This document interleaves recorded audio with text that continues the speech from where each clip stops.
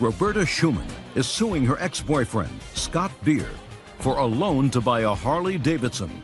Scott says Roberta stopped paying rent, so he owes her nothing. Ms. Schumann, Mr. Beer and you were in a relationship for a period of time. You also lived with him for a period of time in his home. You claim that you made a loan to him so that he... Now, Mr. Beer acknowledges that you made this loan to him. Correct. He says that subsequently you moved in with him and you agreed to pay rent, which you didn't pay.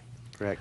And you made a new arrangement whereby he would pay your portion of the rent that you had agreed to pay and deduct that from the loan. And by the time he told you to leave, you had done several things. First, you stole a money jar from him, which you acknowledged that you did because you were annoyed. And then there were some other small items that ate into this loan. But you claim that there was never an agreement with regard to the rent in exchange for the loan. That is correct. Okay. On what date did you make the loan? Well, there was two. There was 2 dates. One was 11. One right after the other. I know. Give me the 2 dates. Like April of 2007. And when did you move in with Mr. Beer? May 15th. Right afterwards. Yes. Where had you been living? I lived in my own townhouse in Blaine. What did you do with your townhouse? I sold it. I found out 3 days before I was moving in with Mr. Beer that he was sleeping with my best friend. I don't care about that. You want to discuss that, go someplace else. That has nothing to do with me. You sold your townhouse, you moved in with him. What was the rent agreement? $300 per person is what he charged his other tenants when they lived there before. It was a couple. He charged them $600. And how much were you supposed to pay in rent? He assumed $600. No. What did you discuss? It was $600 when my son was supposed to come and live with us. My son never came and lived with us. I never even had a key to the door. I don't care whether you had a key to the door. You slept there, correct? Correct. And there was an agreement to pay rent. All I'm trying to do is figure out how much. How much, sir? $600 for the basement. Is that where she was living? Yep. She wasn't staying with you? Most of the time. What does that mean? Off and on, she'd stay up in my place. But, I mean, it was run of the house, too. Where were her clothes? In the basement. Is it a legal apartment in the basement? Yeah, it's a regular house. And you had a couple there living before? Yes. And how much was the rent before? $600. Okay. Your Honor? What? There was also an extra bedroom downstairs in the basement that was never used while I lived there. I don't care. I mean, I didn't get a legitimate answer from you, so I asked him. Okay. So you moved in May 13th, is that correct? Yes. How much was the loan for the motorcycle? $3,100. Okay, now you stole $100 from him in coins, is that correct? That is correct. Okay, so now he owes you $3,000. Mm-hmm. You moved in on May 13th. When did you pay rent for the first time? The actual, when I gave him the lump sum, I gave him $1,700 in July, and then 3 days after that, I gave him $600 for the rent that he claims... Just a second. You gave him $3,000, according to you, for the motorcycle. I have deducted the $100 that you stole from him. Mm-hmm. You moved in May 13th. When did you pay rent for the first time? What month? It would have been June, but my account closed. So did you or did you not pay rent for June? I did in July. How many months did you live there? Half of May, June, July. I moved out August. When you moved out, did you take all your property? No, I did not. What property did you leave there? My kitchen table, everything furnished his house. If I would have known... Listen to me. Downstairs, in the basement, what items of furniture did you leave there? A bed, a couch, and a TV. Under what circumstances did you leave that stuff? Because he threw me out. I had no key to the house. He threw me out. The end of August, I packed my bag. I stayed with a friend in Minneapolis. Until when? Until November 12th was when I moved out. I had surgery on my leg, November 10th. Okay. Did you subsequently rent the basement to your townhouse? I didn't rent my basement until January, I think.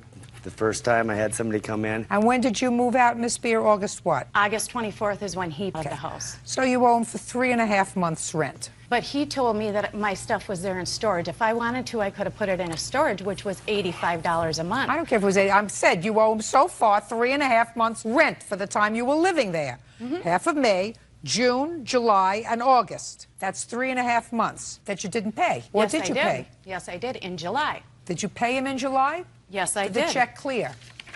It was money orders that I had because he would only accept cash, which I agreed with that. Well, because you gave him a bad check once. It was a closed account. Well, a closed account is a bad check. Did she subsequently pay you? I have never seen that. You've Any never money? seen the cash? No, I Okay, did not. so show me. Don't talk Oh, to my him. God. Talk to me. Show me what you claim you paid him for July. July 24th, I paid him $1,700 cash because he said that these checks, which he had reserved Show me. money, I had cash.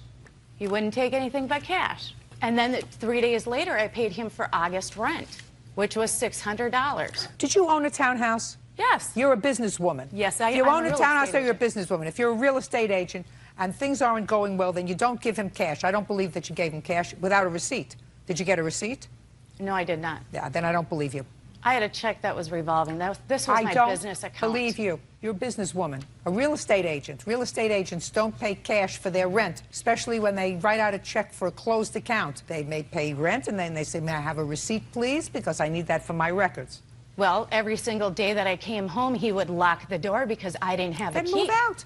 Then move out. How old are you? I tried. It costed me almost $700 to get a mover to come in there. If My I would dear, have known you that, just told me you gave him $1,700 in cash. I did. If you didn't have a key to the house and things were miserable, then you move out. he made my life miserable. As soon as I got there, I wanted to get out. Very good. Is there any reason why you didn't rent that apartment after she moved out? Well, at first, her stuff was in the way. I mean, What it's pretty. stuff? Oh, please, Her you couch, used my stuff. What her stuff? Her couch, her bed. Well, that's all But right. she- You can I move mean, somebody in there. You rent it furnished. What? Exactly, but she also said that while she was gone, that she just needed a month to get her stuff moved out. I said, all right, I'm gonna start charging you rent. Well, then it was 2 He months did after not. that her stuff was still there. So, Okay. I mean, yes, It was I finally storage did. fee. If I would have known that, it would have been $85 a month to move my stuff into storage. He agreed to leave my stuff there until I could That's find fine. a place to live. That's fine. You still owe him for rent, which I don't believe you paid. What else? And then when she did move out, I got damages of my doors. Did you file a counterclaim, sir? I did not. Then I can't help you. All right, but how about for my Harley Davidson jacket that she took back from me? Do you have He a threw it on the counterclaim, sir? garbage and said I didn't want it. Am I speaking to you? Do you file a counterclaim, sir? No, I did not. Then I cannot help you. Okay, So far, you owe her $900 okay, on the loan. Got it? yep. I've given you credit for 3.5 months' rent, which I don't believe she paid, and which she agreed to pay. Got it? Okay, Do you have your bike? I have my bike. Good. That's all. Thank you. Linda Perez is accusing her ex-boyfriend, Joseph Delgado Jr., of damaging her car and breaking her finger. Miss Perez, how long were you and Mr. Delgado together? A little over 5 years. You have no children together? No children. Records indicate that this is not the first lawsuit that you filed against Mr. It is not. Delgado. When did you separate from him? We separated in November of '03. I filed a lawsuit against him when I could find him. He was on the run. Is that around the time that you allege he both damaged your car, which is the subject of this lawsuit, and assaulted you, broke your finger? It is. After that happened, he left. You did not live together anymore. That's correct. Now, this is one lawsuit. How many lawsuits have you filed, not about this charge, against Mr. Delgado in total? Because our records indicate you have had other cases against 4. him. For what? One's not resolved. Well, what is it about? A motorhome. I owned 3 houses, 4 cars, and a motorhome. And he took off with the motorhome. I gave him a car.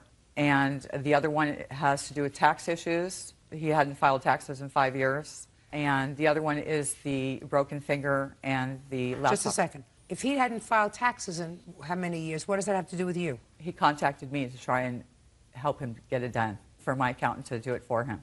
When had he contacted you? May of '04. Did you lend him money, allegedly? I did. Has that case been resolved? That case has been resolved. In He whose paid- favor? I dropped the lawsuit because he was crying and pleading to drop the lawsuit that he would make a Ms. payment. Perez, in May of 2004, did you lend him money or allow him to use your account? I did not loan him money, but he was using my accountant that I'm in good standing with to do his taxes and didn't have a checkbook to pay him with. So I was taking on the debt because it was my accountant. Were you speaking to her in May of 2004? Yes, ma'am. We met with the accountant together on May 15th and signed my taxes. She had all my tax records. You met together. Yes, ma'am. And when you met together, did you have lunch before you went to the accountant? We met at a restaurant with the accountant. So On the way- I'm speaking. So you had lunch together. Yes, ma'am. When did you contact Ms. Perez prior to May of 2004? I had talked to her several times prior to that. Where were you when you contacted her? At the same home I'm at right now. I haven't moved or changed phone numbers. Did you see Ms. Perez at any time between November of 2003 and May of 2004? No, ma'am. Did not see her? No, ma'am. That is not true. That's not true? No. When did you see him? I gave him 30 days to remove his items from the house. I was moving from San Diego to Los Angeles. He never took everything at one time and kept calling once a day to come pick something else up from the house. So That you went saw on him. for January 28th of 04. And I moved on February 26th of 04. Your Honor? Yes. I can show here where I have papers where I sold my house in Oceanside and it closed escrow on January 12th. I have here canceled checks and loan documents were on January 22nd. I was in Kansas City, already purchased another home. I haven't been back here. It's so fascinating to me because I'm gathering all kinds of information and you are taking positions, each of you, that is inconsistent with the position that you really want to take with regard to this lawsuit, just to fight with each other. No, ma'am, I'm not. I didn't turn. That's my position. Well, we're going to get there. Sorry. But what you're doing is you're not helping yourself because you're not thinking it through. Let me get there for you, Thank Mr. you. Delgado. According to your complaint, Ms. Perez, sometime in November of 2003, at about the time that you separated, Mr. Delgado damaged your car. And after he damaged your car, about a week later, you got into an altercation and he assaulted you. You're going to tell me about those two things. Okay. Because that's what this lawsuit is about. So let's get there, and let's get there, Ms. Perez, quickly. The assault actually happened on October 3rd of 03. The last time I ever saw him again was November 18th of 03. Well, between October 3rd of 03 and November 18th, did you live together? No. Did you stay together? No. Tell me what happened on October 3rd, 2003. Okay. He used to work at a hotel chain and called me one day to bring 8 kids home. Their apartments were not ready yet. They were to be employed at the hotel he was working. I allowed him to bring these 8 kids home, and it turned into a fiasco for the next 2 weeks until the apartments were ready.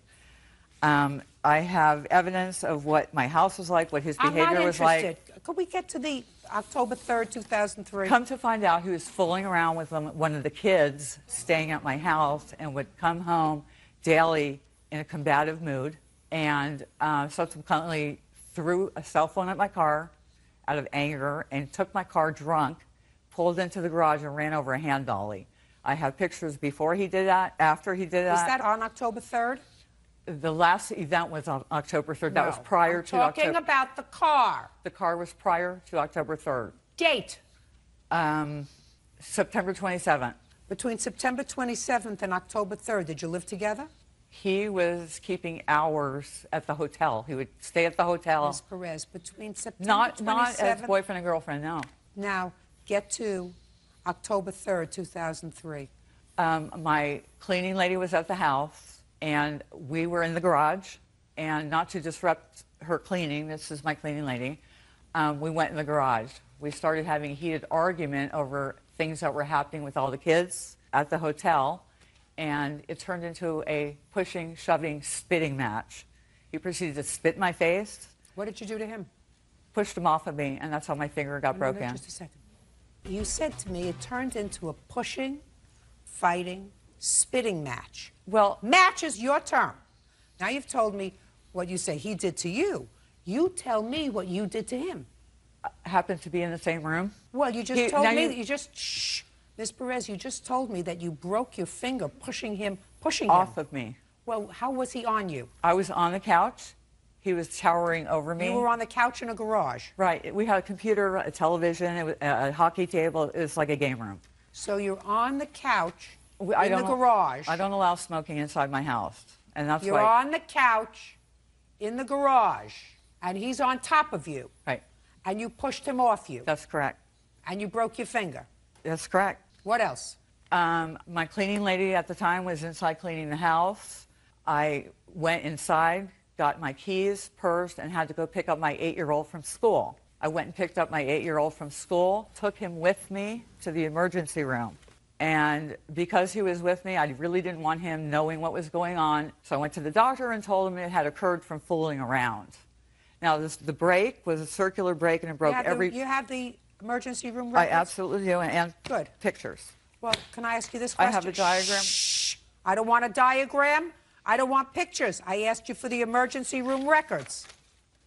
And if you were going to the emergency room, that you were just going to pick up your son so that he wouldn't be left out at school without someone caring for him. That's correct.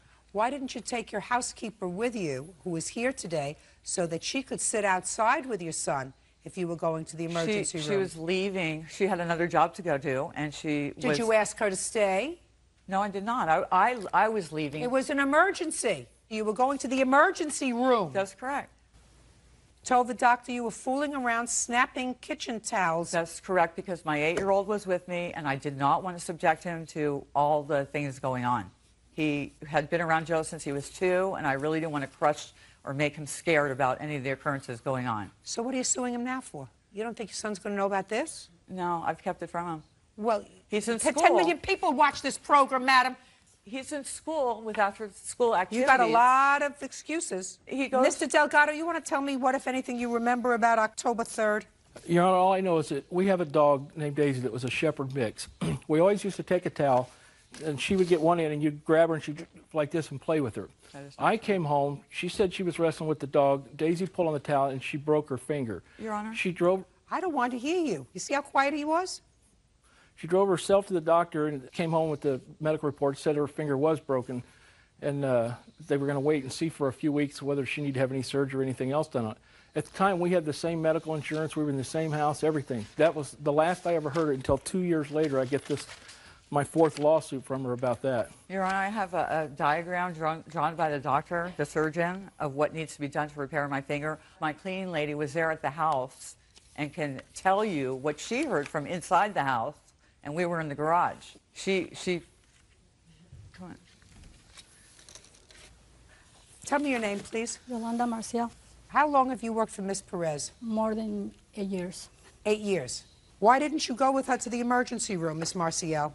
Because I was working in the house. I was busy in the house and I just getting ready to leave. What time of the day were you getting finished with your job? Around like 2 something. In the afternoon?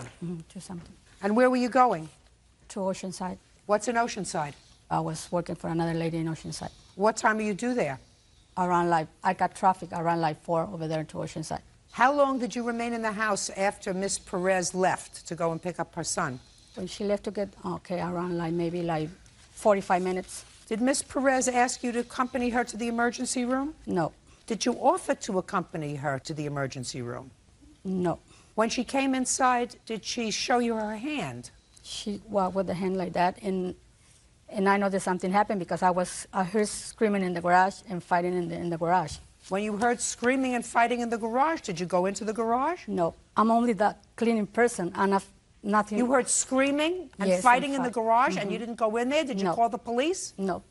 You just went on vacuuming. Sit down, Miss Marcial. Put your hand down. I have pictures. Not interested in the pictures. More interested in the statement that you made to the doctor when you went in there.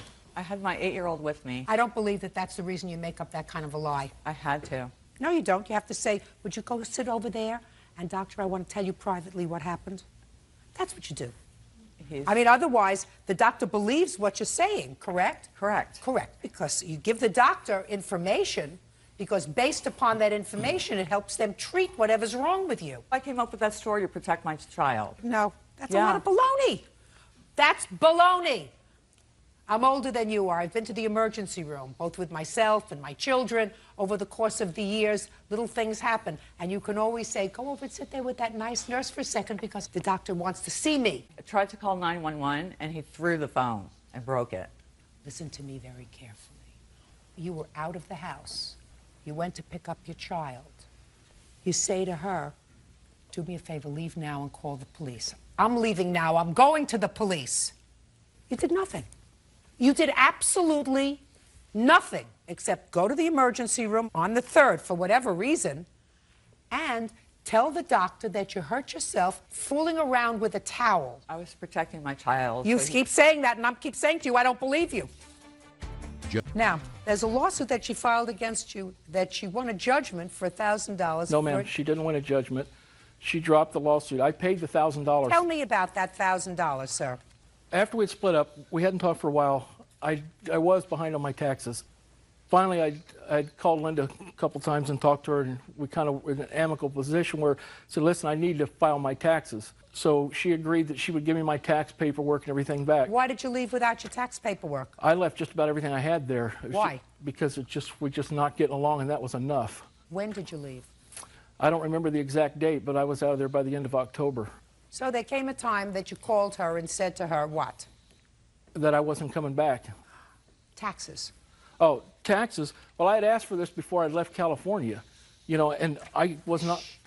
Fine. So she said she'd give you your paperwork. And finally, in about April of 2004, and then what she's telling the truth about the accountant, we used her accountant, I have the paperwork here, and I flew out here on May 15, 2004. We all three met. It was a respectable day. We didn't fight, nothing happened, we didn't argue. She brought the paperwork, she said.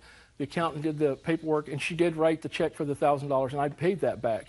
And then I got back to Kansas City, where I live, and then on August 24th, I get from Blockbuster Video a bill from Canoga Park, 10 movies all rented in one day under my name. So I called out there and I said, listen. Can I see that, please? I said, I don't live in California, I haven't been in California. Your Honor, all of our kids have the same Blockbuster card. Well, yes, they do, and this is where it got real interesting, where Blockbuster knew who exactly rented them.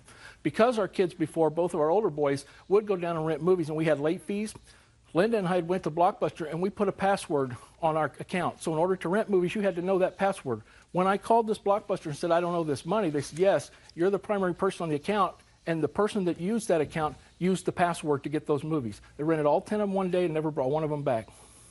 That was in August of 2004. And that's after all this. Sorry. Okay. Tell me about the return of the $1,000, sir. I took my credit card at Bank of America in Kansas City, and I went down and put that into her account. So what was the lawsuit about? I don't remember all there was a couple of things in there she was suing me for, but that was part of it.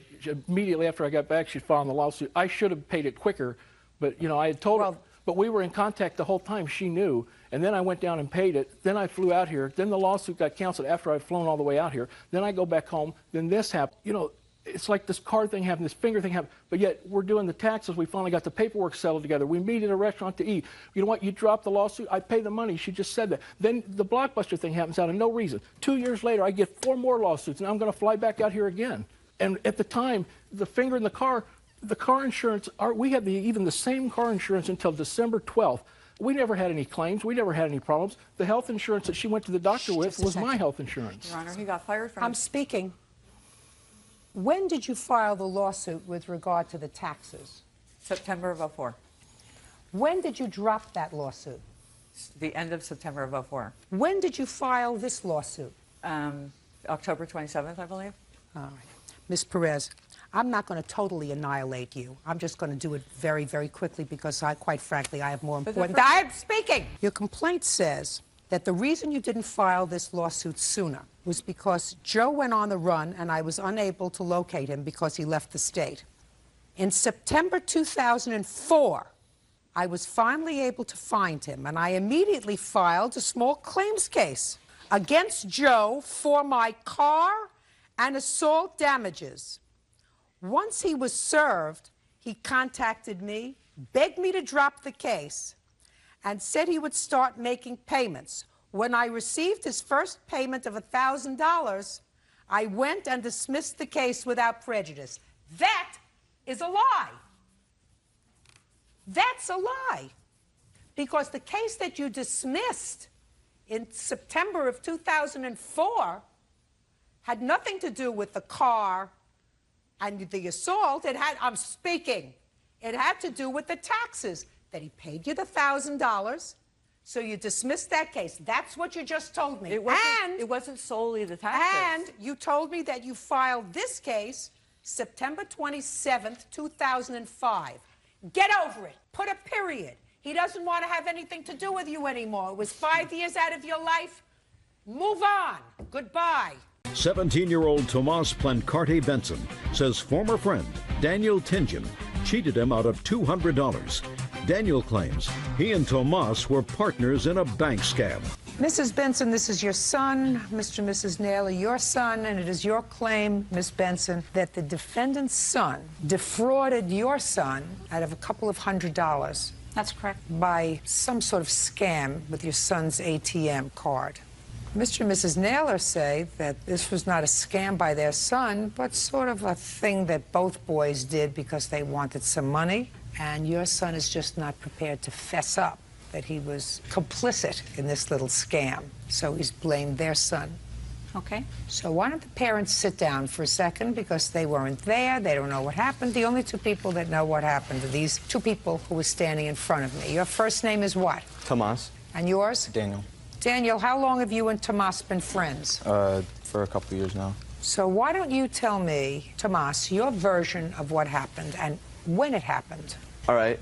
This situation all started on January 23rd of this year when I had lent Mr. Tingen $40 from my own bank account. Where were you when he asked you for the money? I was at home. And where was the money? It was in my bank account. And where was he? At his house, I presume, yeah.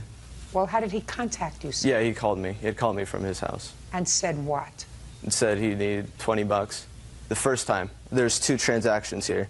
One earlier in the evening and then one later. And Look at me, sir. I'm trying to collect myself. I'm very nervous. He called you once and said, I need 20 bucks, not 40. It's 40. He asked me for 40 altogether.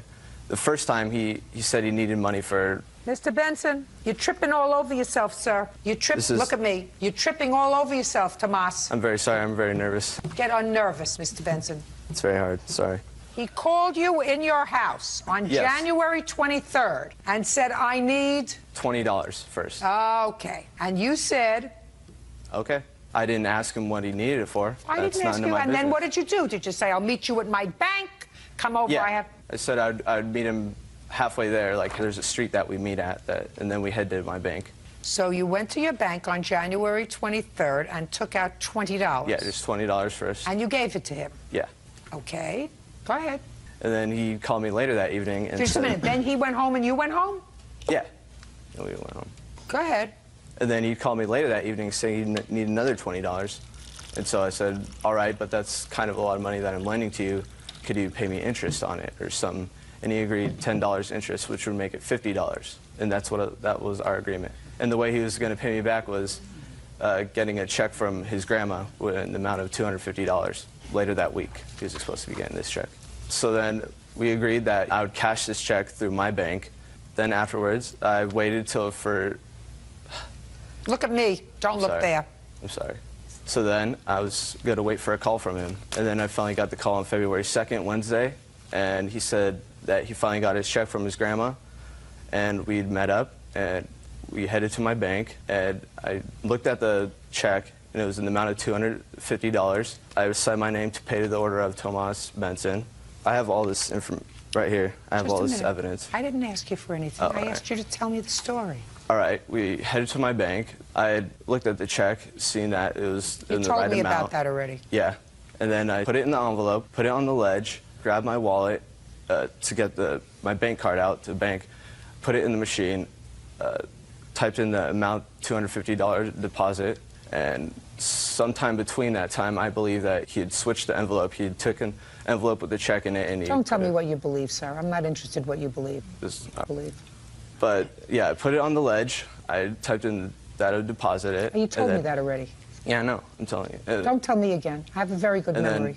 Then I put the envelope into the bank, and then I withdrew $200 from my own account, and I gave it to him then because I thought the $50 was supposed to be mine, and then I'd give him $200 out of my own bank to make it even. And then afterwards, we just parted ways. Subsequently, you advised that they had no envelope, they had no check, they had no nothing, and your bank account became overdrawn. Is that right? No, I had money in my account. Okay, but you were advised then that the account never was credited with $250 in that check. Is that right? Yeah. Okay, good. So you thought that was a big scam. Mr. Benson, after you gave him the $200 in cash, where did you go?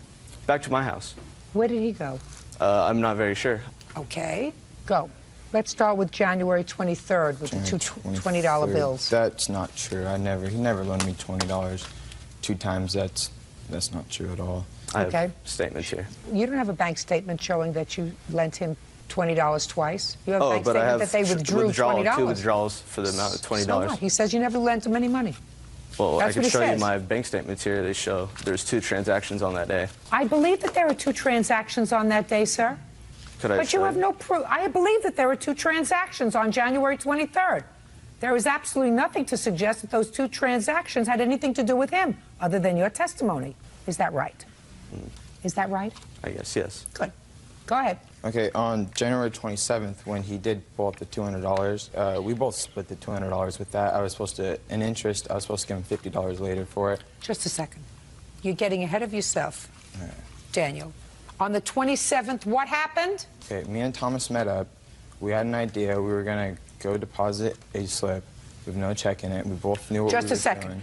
On the 27th, you were going to deposit a slip. Yes. Just a deposit slip. Yes. Whose idea was this? It was both of ours. So you were going to put in just a deposit slip with no check. Yes. Draw out $200, but you would owe him $150. $50 of that was interest. Yes, which I would have to pay later. What made you and the defendant get together with this little scheme? Because we wanted money to go out and party that night. What night? That night that we did it. I'm not quite sure what day it was, February 2nd, I guess. Did you go out afterwards? Yes. The 2 of you? Yes. Where did you go? Just to people's houses and stuff. Well, what'd you need money for? To buy stuff. Drugs? Out and party. No, not drugs. What? Alcohol. Did you go to mutual friends' houses? Look at me. Did you go to mutual friends' houses? Yes and no. What do you mean yes and no? Well, I didn't know some of the people. We went over to somebody else's house I didn't know. We went over to one of my buddy's house that we both knew. What's his name?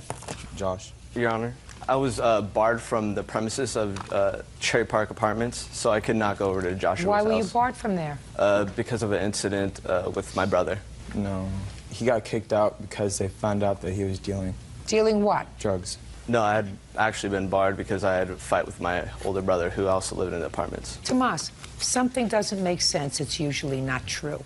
What is it that doesn't make sense? Your slick story. Now, Daniel, at first when this scam was discovered, what did you tell your parents? I didn't tell them anything about it at first. I just thought that the less they knew, the better, I guess, at the time. I knew I did something wrong. I didn't really want to fess up to it at the time, but now I think it's the right time. I shouldn't be blamed for everything. We did it 50-50.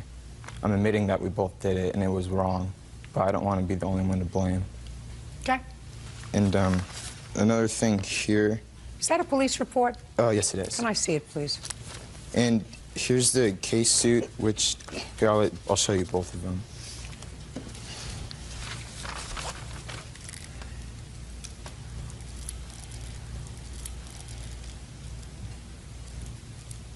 Miss Benson, is your son on probation? No, he's not. Had he been? No. You hesitated there for a moment. He is going to LifeWorks program that he's going because he had a drug and alcohol problem. When did he start it? You can stand up now. He started, I think, in January of this year, I believe it was. Miss Benson, when did you find out about this money? Right after the incident happened. Well, tell me about how you found out about it. I had found out because Thomas had gotten a letter in the mail saying that there wasn't a check in the envelope. And so he had come to me and told me he was very furious. And then he had made contact with the bank to find out what happened. He wanted an investigation. So the first you found out about it was when your son came to you. Yes. And showed you what? Showed me the letter he'd gotten from the bank. Which is right here. Yeah, I believe that there was nothing in the envelope. Okay. And I would have no reason to put a fake deposit slip in there because I had money in the bank already. If I really wanted to party, I can just pull money out of my bank and it'd be no problem. Who handles this account for him? He does. I know. How old was he when you let him start to take care of this money? He started working when he was about 15, and he's really good with his money, very tight-fisted, and that's what I don't understand. Well, he's not so tight-fisted if he was using some of his money for illegal things. That is true. Yeah, that's However, I mean, when this incident happened, there would be no reason for him to put a fake deposit slip in there. If he already had money in there, all he had to do was just go out and pull it out. That's true. And they cut. That's the only thing that I find troubling. Stand up. The only thing that I find troubling, quite frankly, is if this was his mother's bank account, or one that there was a joint bank account, and they had, in fact, his mother of the money, right?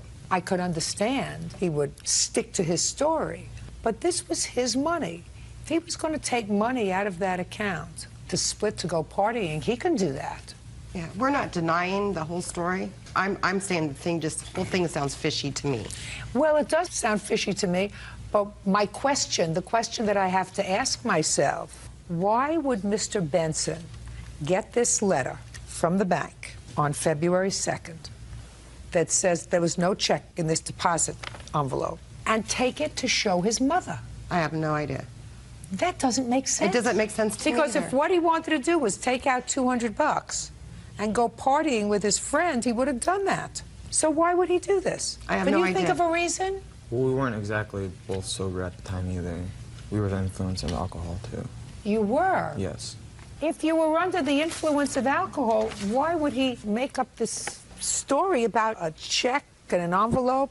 Where had you been drinking? Or we just walking around and stuff around town. We hadn't been drinking. I wasn't drinking at all. Well, first, when this whole thing started, they did come over to our house, and I was in the other room, and my husband was asking Thomas about this check, and he said that there was a check. My husband asked, okay, what was the color of it? Do you remember whose name was on it? What is the extra $50 for? And he said he was charging him $50 for cashing a check. And my husband asked him, why would you charge somebody $50 for cashing a check? I'm not, if these boys both did something, I didn't have a problem of paying the money back. I just wanted to come down to the bottom of the truth. And that's why I feel like we're here today. Well, as I said to you, my problem is, why would he go to his mother? Exactly. If he was complicit in this incident? I have no idea. It doesn't make sense. It doesn't. And if it doesn't make sense, it's usually not true. Listen, the bank says there was no check enclosed as a result. We've debited your account. Due to the nature of this transaction, we have disabled your ATM card to ensure that nobody is going to use it, but you can get another ATM card. Actually, they would not reissue me a card. They cut it up right there. Yeah. And they won't give you another one? No. They were very sorry they had to do it because And I was he had built very a report embarrassed with and them. humiliated because I would never defraud my bank. I knew everybody there very well, and I was very responsible with my money. I budgeted very well. Well, that's not true. You bought some drugs with your money. Every now and then. What? Every now and then, but... Right. So that's not 100% accurate, right? Well, compared to other people my age, I believe. Because a lot of people my age don't have bank accounts, don't have as much money as I did. Miss Benson, he's very slick. He really is. He's very slick. I'm not sure, and I'm not convinced. Well, I don't think he would have gone through all this trouble. Yeah. I mean, Unless making a police report. He just gave me a reason. When did they cut up your bank card? A few days after I received that letter, though. Few days. Just listen to me carefully. When did you make a police report? It was April 3rd or 4th. After they cut up your bank card? Yeah. April 13th. It was after they cut up my bank card. Well, that's a reason. That's a reason. We tried to contact them. We were told by the officer that took the report to contact the family that it was a civil matter, and our phone number was blocked. I don't care. That's not what we're talking about here. We're talking about whether your son was aware of the fact that there was nothing in this deposit slip that the two boys brought to the bank in order I did not know that. I thought... Listen! That's my job to figure out. He gave me a perfectly cogent story. You did not give me a perfectly cogent story. I'm still not comfortable that you were actually part of it. But I'm not comfortable enough, quite frankly, Mr. Benson, of $20 here and $20 there and another $10 in interest, making it $50. I don't know what it was about. Maybe it was drug money. Maybe he was selling you something. Who knows? I'm not comfortable with your whole story. I'm also not comfortable with saying to you that you were part of the scheme. That's not what I have to determine today. What I have to determine today is whether or not they're going to pay you either all or half of what came out of your bank. And since what you're asking me for is to make a determination that the Nailers owe you $250, I'm not prepared to do that because I'm not totally comfortable with your story. Ma'am, What? it's 200, not 250. Thank you for correcting me, sir. What difference does it make? That's correct. What difference does it make? Right. My son had also asked... There's no further issue. I'm not prepared to rule that you are entitled to $200 from the defendant because I'm not totally comfortable with your story, Tomas. All right. Can I show you some emails that I'd sent him beginning March 27th? No, show me 22nd? emails that he sent to you. Well, They're answering them right here. Does he acknowledge that he owes you the Yes. money? Yes. Let me take a look at it. This began March. Hand them all.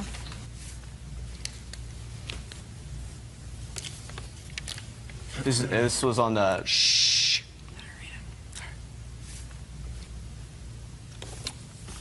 See these emails? No. I have more right here, Yeah, I too. also have more right here. Continuation see of all them. that. What's that all about, sir? These aren't even from me. Yeah, they are from you. What do you think No, about that, sir? They're not. Seriously, they're not from me. Who's Rob's dad? Robert was his next door neighbor. And what kind of work does he do for Rob's dad? Who? I'm sorry, Your who? son. He does. They can do yard work for him. And has he done that in the past? Yes. Yes. That's what it says there. I'm doing work for Rob's dad. Yeah, but I didn't write most of this. Couldn't have made it up. Shh. Got it? Look at me, Mr. and Mrs. Naylor. Now you got it? Yeah, I understand. I just don't understand about the check. This is what the whole weird thing is. Listen, I don't understand about the checks either. I don't. And I'm not certain whether Tomas is talking about $100 or $200, because nowhere in there does it say how much you think he owes you, because according to him, he acknowledges he owes you $100, right? Yes. But not $200. No. I asked for another check, actually. Well, why would you ask for another check? If he didn't have a good check the first time, why would he give you a good check the second time from his grandmother? I know. Interesting. And you did write that, Daniel. Not all of it, though. Daniel! Daniel, just tell the truth. If you did Yeah, it wrong. not all of it, though. I'm telling you, but yeah. So you acknowledged you owed him some money. Yes. Yes. And you acknowledged that you had a job and that you were going to get him some money. Yes. The question is 100 or 200. Is that it? It's 100. Judgment for the plaintiff in the amount of $100. That's all. Bridget Johnson claims ex-boyfriend Robert Jones owes for an assault and for funeral costs for their child. Robert claims the deceased child wasn't his. Seat, please. Miss Jones, according to the complaint that I've read, the defendant was your boyfriend. He became pregnant sometime in 2005. Yes. You broke up with the defendant and you were pregnant at the time. Yes. It is your claim that he assaulted you, and as a result of that assault, your baby was born prematurely and died. You want the defendant to pay for half of the baby's funeral expenses and damages for the assault. Yes. Mr. Jones says that you were the one who assaulted him, as a matter of fact, on the day that you broke up, that he never agreed to pay for the child's funeral expenses. As a matter of fact, he wasn't even positive that the child was his and told you that he had wanted a blood test before he assumed responsibility of the baby. That's your defense? Yes, it is. Okay. When did you become pregnant, Miss Johnson? I found out I was pregnant July 22nd, Of what year?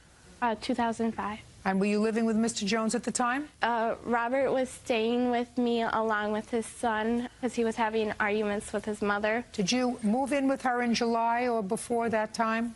I'll be staying over, you know. You were staying over? Yeah. Okay. And when did you break up? November 20th as a result of the assault. Just listen to me. Had he slept at the house the night before? Yes. And the night before that? Yes. So tell me what happened on November the 20th. November the 20th, I received a phone call from Rob at about 3 o'clock in the morning. Well, then he hadn't been at your house 3 o'clock in the morning. No, he was at the bars. He would frequently go to the bars and then come over to my house afterwards. And he had called me at 3 o'clock in the morning stating that he was going to come over. I ran downstairs and unlocked the door like I would usually do, and he didn't come in.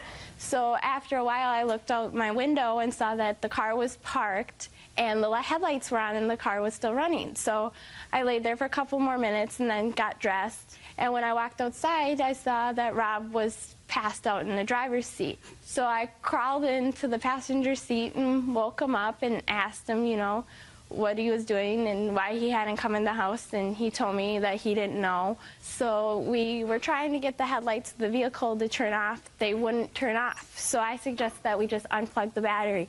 I was 5 months pregnant. I didn't want to be fighting with him. I would much rather just go to bed. He wanted me to, you know, be with him that night, and he wanted to be around me. So I stated, you know, let's just unplug the battery. We couldn't figure out the lights. So he started to proceed to back out of my driveway. I told him that he was drunk, that I didn't want to go anywhere with him. And he wasn't listening to me, so I leaned over and smacked him in the face. I went like this to the front of his face. He then looked at me, told me to do that again, and I looked at him and said, "What did you mean?" And the next thing I knew, he punched me in my face. So first you punched him and then he punched you? Yeah, I didn't punch him. Just a second. So first you punched him. Yes. And then he punched you? Yes. Okay, now I got it. But the only reason I hit him is because he wasn't listening to me and he wouldn't stop the vehicle. I got you. So then my He nose... wasn't listening to you. Yes. Why don't you just take the keys out of the ignition? I didn't think of that. Shouldn't have gotten in the car in the first place. I shouldn't have told him to come over that evening. That's also correct. Knowing that he was drunk. That is also correct. Yes, Okay, I agree. keep going.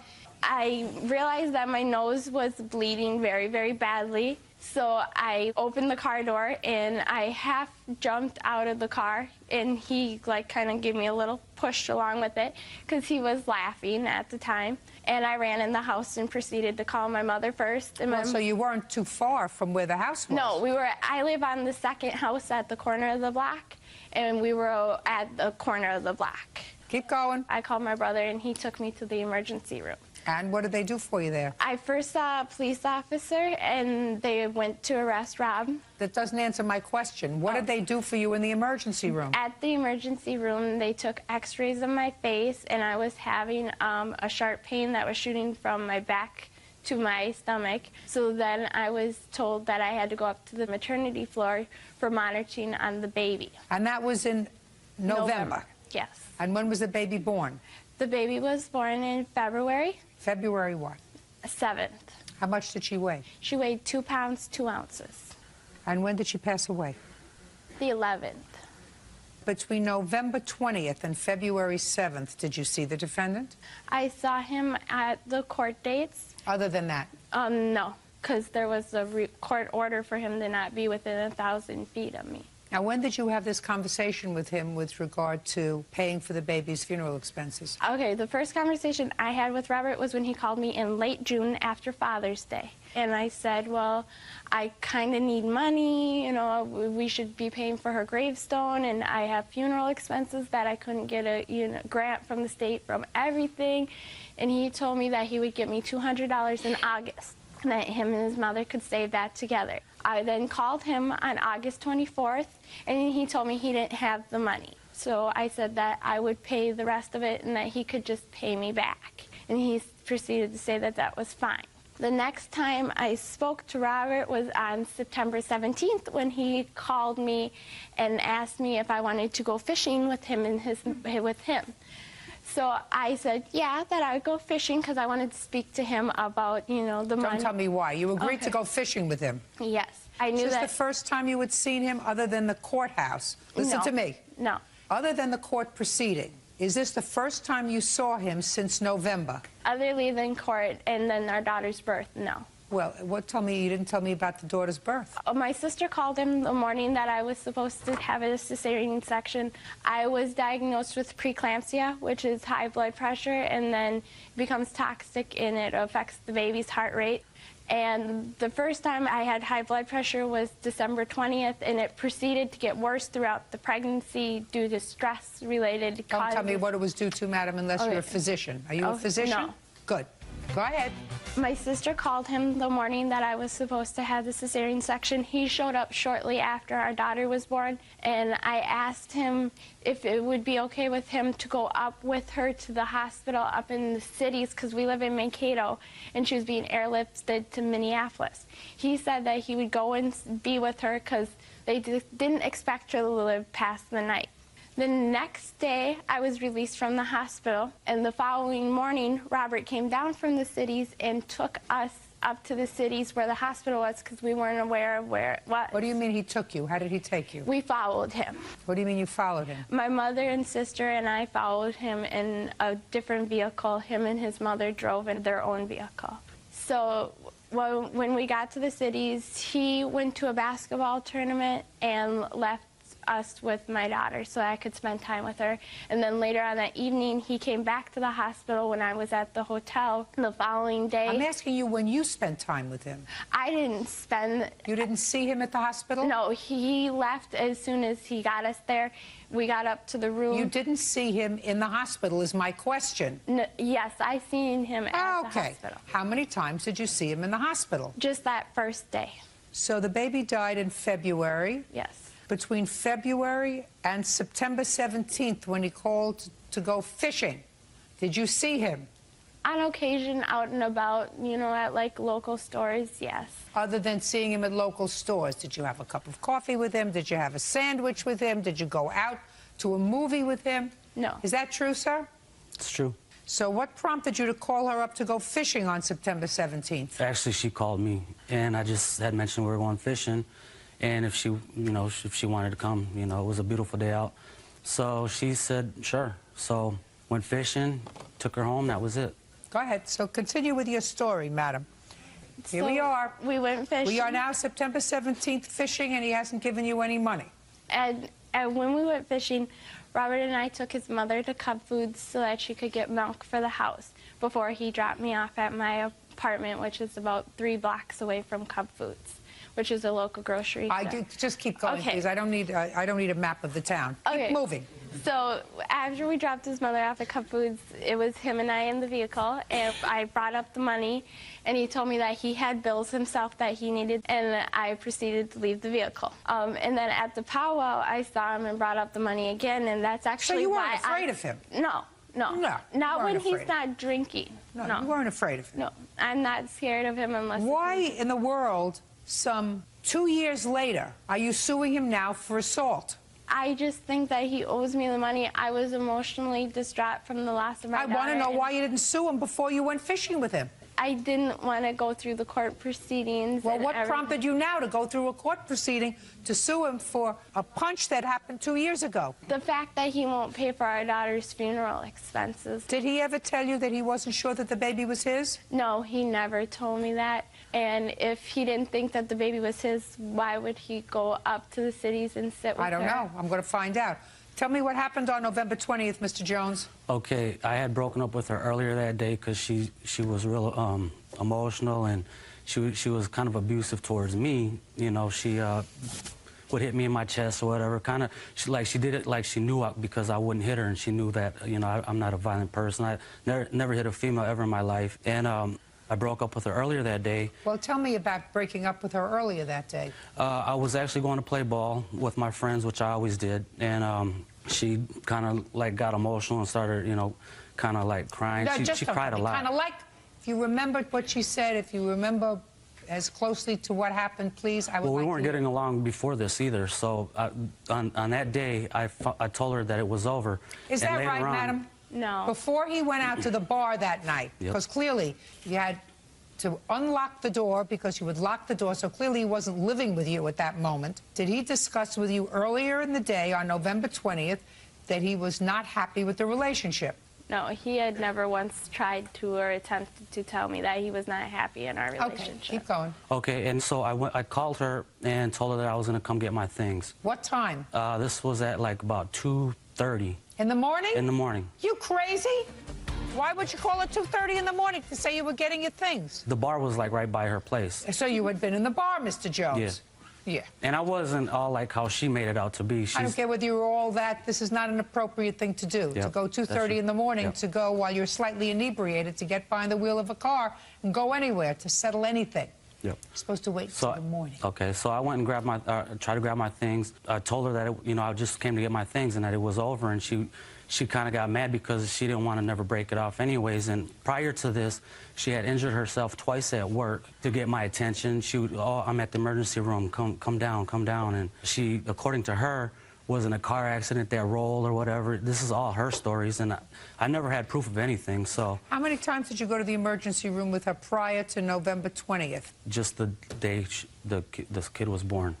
But after she had gotten pregnant, she told me that just weeks after I found out, she said that We got into an argument. She said she's early enough in her pregnancy where she can say somebody else is the father. And I said, well, how do I know that's not what you're doing to me? And I tried going to her first doctor's appointment, and she left me sitting out in the lobby. Okay, got it. Did you ever tell her that you and your mother could save up $200 until August? Yes, I did. And that you would give her $200? Yeah, I said that basically so she would just, you know, I don't care why you said it. Yeah. Did you tell her that? Yes, I did. Now, let's get back to November 20th. You said you were coming to pick up your things 2:30 in the morning. Yep. 2:30 in the morning you got there, and? She opened the door, and she didn't want me in. And I wasn't going to barge in because that's not how I am. Fine, so? So she basically hit me in my eye because I told her I wanted my things, and it was over. And she hit me in my eye, closed the door, looked out the window, and I said, that's fine. That's the last time you'll ever hit me. And I walked all, her sister actually dropped them off at my work. Is what you're telling me that she never got into your car? She never did. All right, I'd like to see the police report, please. Yes, and I have pictures. I'd like to see the police report, please. If I could say something, too, there was never even a police weren't even there. Sir, you pled guilty to fifth-degree assault, according to the plaintiff. Yeah, I did. Okay, so? All right, so you told the police that he doesn't live with you. That's what you told the police. I told the police that he was staying at his mother's house. You told the police that you do not live together and that he stays on and off, but he lives with his mother. Who are you? Robert Armando's mother. Stand up, please.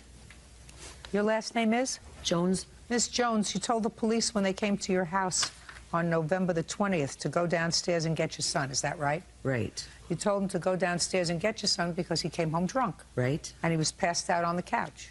Right. Right. And you, sir, when you were questioned by the police, you were so drunk that you denied even being over at your girlfriend's house. Yeah, well, yeah. You know, Mr. Jones, there is absolutely no indication here, nor, I assume, do you have any medical testimony that would indicate a correlation between your baby's death 2 months after you got this black eye, because that's what it was, and the baby's illness. No. No. So what you're suing him for is for the simple assault of giving you a black eye and the $200 he promised you for the baby's headstone. He's not responsible with regard to any of the other baby's expenses because there is no indication that this is in fact his child. In order to do that, you either have to be married, which you are not, or you have to have a blood test, which would establish that he's the father. Then he would be responsible for half of any unrecovered expenses for the child. Since you don't have that, the only thing that you have to sue him on is his agreement that he would pay you $200 towards the child's headstone, which was really gratuitous, but he promised he would. You relied on that. That you have to pay, sir. Do you understand? Yes, I do. Since there is no correlation between the injury to your eye and what subsequently happened to the baby, I have to examine the circumstances surrounding what happened on that day. There's no question in my mind that he was drunk, that he has no recollection of what happened that day, that he's making it up as he's going along, because he even denied to the police that he was there that day. Even your mother was disgusted with you, sir. Is that a fair statement, Miss Jones? Right. Okay.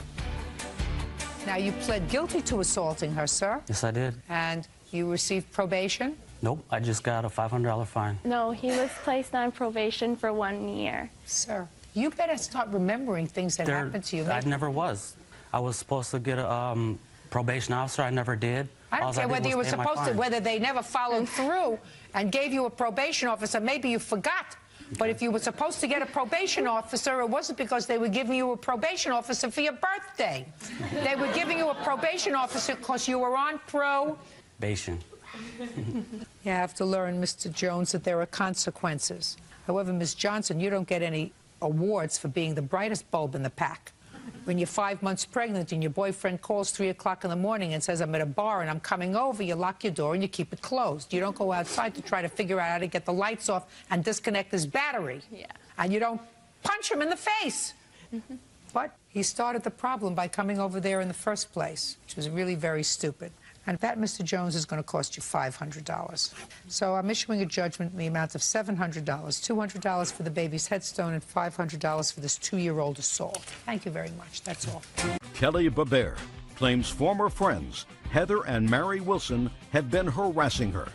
Kelly says the harassment started after she was stabbed by one of Heather's friends. Now, it's case number 47 on the calendar, the matter of Johnston Barbera versus Wilson.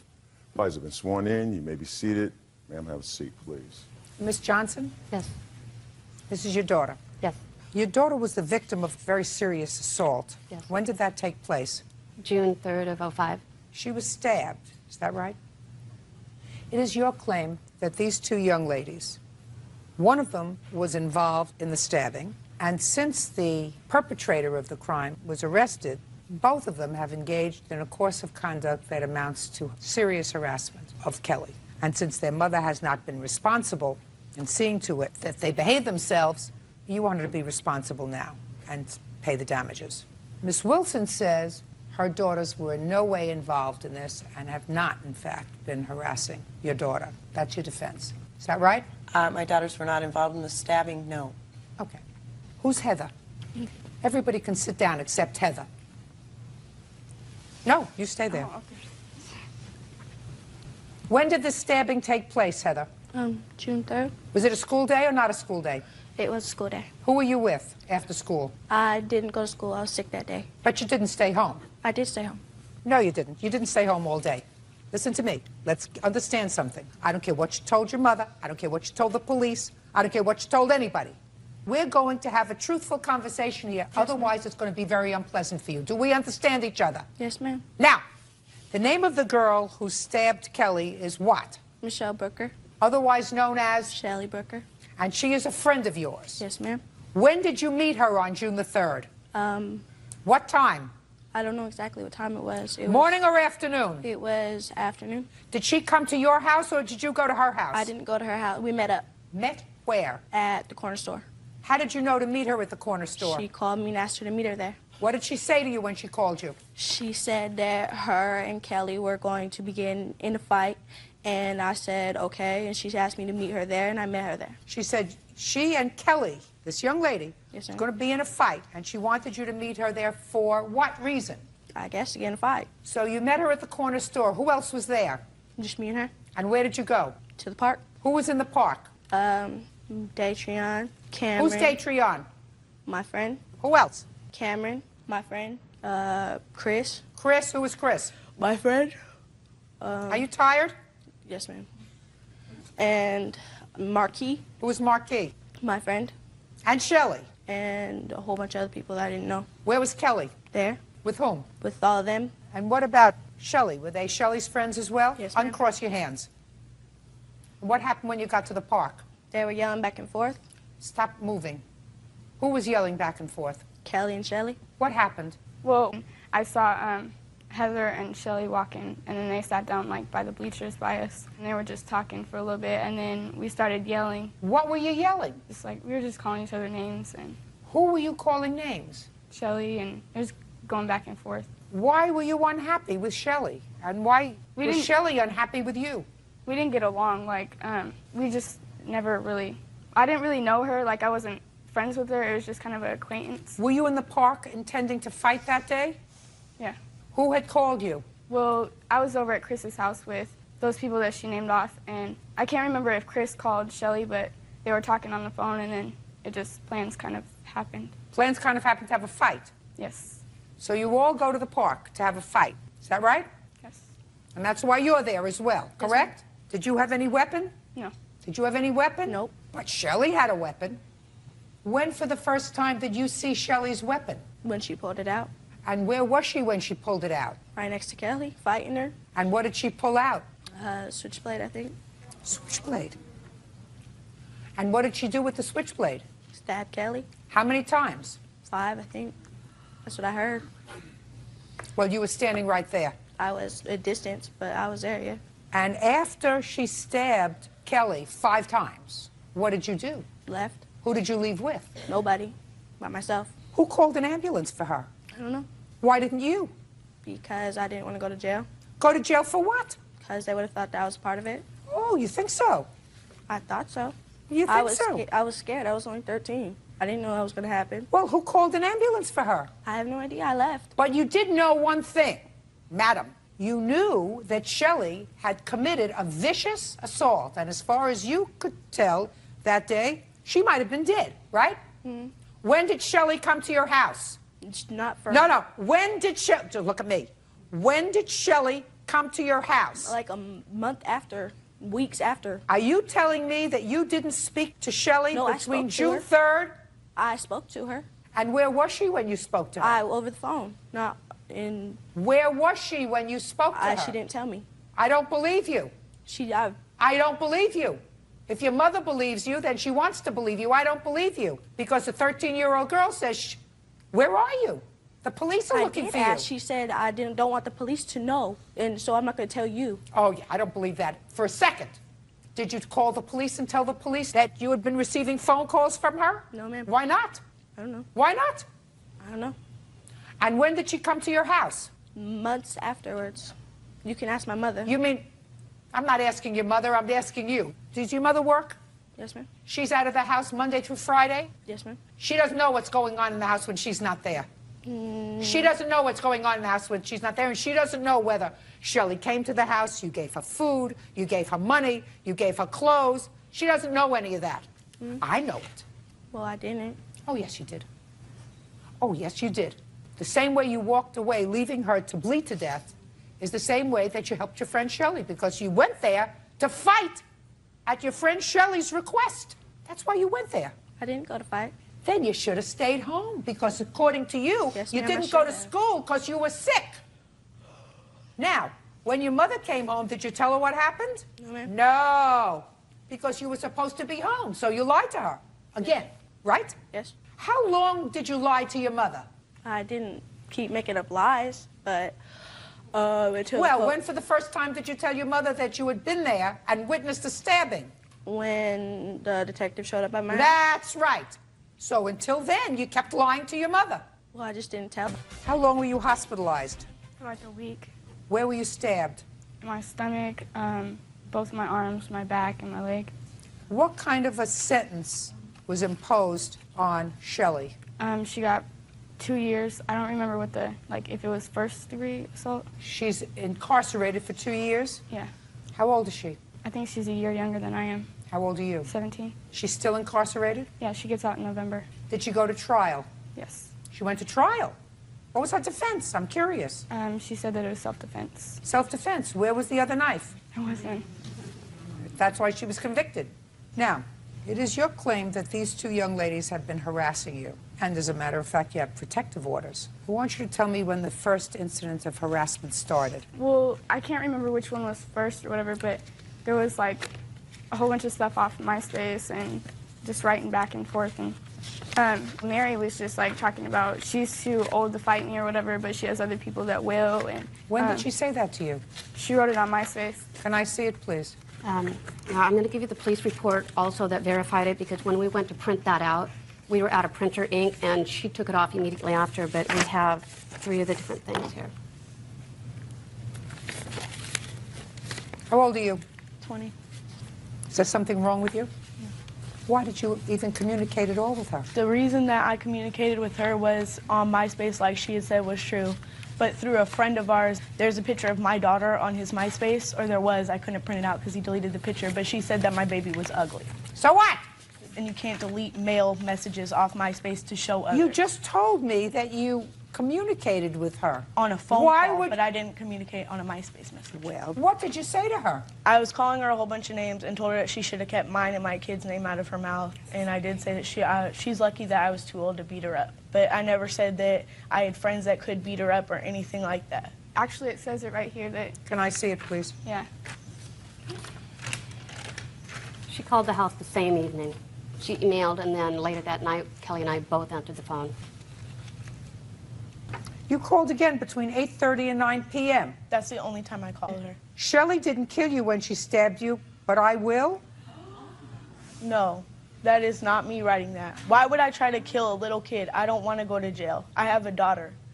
This is... Yeah, I don't think that you wanted to do that at all. I just think that you said it just to be stupid. Yeah, but I don't think that you meant it at all. I think that you said it to be stupid. I mean, yes, now, when did you know that your sister was having trouble with her? I knew when the detective came to our house and spoke that she had been at the stabbing. And I figured that they had problems because her and Shelly didn't get along. So I figured my sister's Shelly's friend, then obviously she's not going to get along with her either. Your sister has a bad attitude. Did you know that? Yes, ma'am, I do.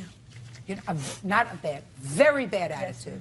I'm very. Does your mother know that your sister has a very bad attitude? I can tell from looking at her face. If I were her mother and had a face like that, look at me when I talk to her, it would be the last time I would look at that face, madam. It would be the last time I would look at that face. How old are you? 15. Do you want to be a miserable, ugly person your whole life? No, man. Well, you're starting out that way. You really are. You can either be successful and productive, or you can be a loser. Right now, you're on the road to loser. Big time. Does your mother tell you that? No. Well, I'm telling you, big time. You've got a miserable attitude. I can tell that from 20 feet away. I didn't even have to live with you as long as your sister did. You think that people are going to be attracted to you because you're tough? No, ma'am. They won't. They'll think you're an idiot. Can't you do anything with her? I've tried. As you can see, it's complete opposite, and trust me, we've tried. It's just, if you don't have the attitude to change, nobody around you can make you change, and she doesn't want to change, so. Do you discuss that with your mother? Yes, me and my mom do talk about it. You have my sympathy. Thank you. You really have my sympathy. I don't know what you're going to do with her. You know, when they're little, you can, deal with them better. You'd put them in a corner and you'd say, time out. And here's a good crack in your head, too. But she's too big for that. Just gotta wait for her to move out. 18's coming. What's with you, my dear? Why are you so angry? Why are you so angry? Why are you so hell-bent on destroying your life? I'm not trying to destroy my life. But you are. I'm not. You are. Your mother can't wait for you to turn 18 so that you get out of the house because you're making the rest of the family miserable. Is anybody at home abusing you? No, ma'am. Well, then I don't understand why you're so miserable. Well, you were involved in a very serious crime. You did absolutely the wrong thing. If a 13-year-old person, who's not an infant, sees a dog get hit in the street, they call an ambulance. They don't walk home and just, relax. Get stabbed 5 times by somebody who had a weapon, and you were able just to go home and sleep and get it. It's not important. I didn't know what I was supposed to do. You were supposed to get help for somebody that needed it because you were involved. You want to know why you were involved? Because if you and these other people hadn't gone with Shelley to the park, Shelley wouldn't have gone to the park. Shelley took strength in the fact that her friends were with her. You're all accomplices. Yes, you were. But for the fact that you all gave Shelley support, Shelley would not have had the courage to go to the park alone and stab her with a knife. She may have done it on another day, but she wouldn't have done it on your watch. That's why you're responsible. And then from a humane perspective, how could you just walk away and leave someone to bleed to death on the street? Now, I want you to continue to tell me what problems you've had with Miss Attitude over here. It was like when I was going to Brenda's house. Tell me what happened. And I was going to my street so I could catch the bus back up to my house to get my clothes to go over to hers. And it was like in an intersection, and we were stopped at the light, and then Heather and like the people that were with me at the park or whatever were with her, and she walked in front of the bus and she was just calling me names and stuff, and I was getting off at that stop, so I pulled the thing and then I got off the bus or whatever. They all turned around, and then I just went in the corner store, and when I came back out, they weren't out there. Why do you have any contact with her at all? I just flipped her off. Why? Because she didn't like me, so I didn't want to like her. Just a second. Between the time she was stabbed and last November, why did you have any negative contact with her at all? I shouldn't have, but that was the only time that I said anything to her. Why did you say anything to her? I don't know. I was being stupid. But I have papers here that she wrote me. She wrote me first, before that day. She wrote me. I'd like to see them. I wrote her back, and then she wrote me again.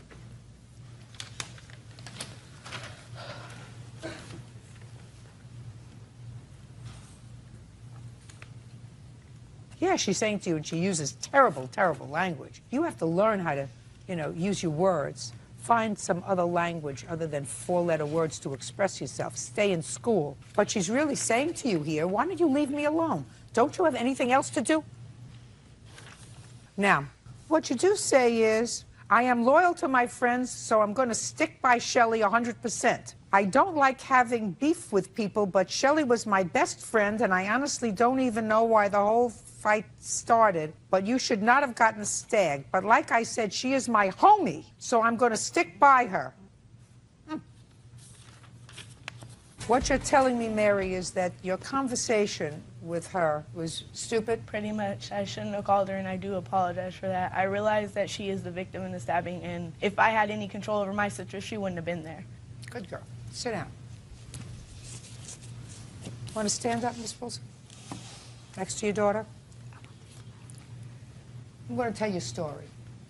Many years ago, when I was a family court judge, there was a young girl who was going to Fashion Institute of Technology, and she was on the subway by herself. And a group of girls, 5 of them, had nothing to do that day. So they got on the subway, and this girl, whose name was Marisol, was wearing big hoop earrings.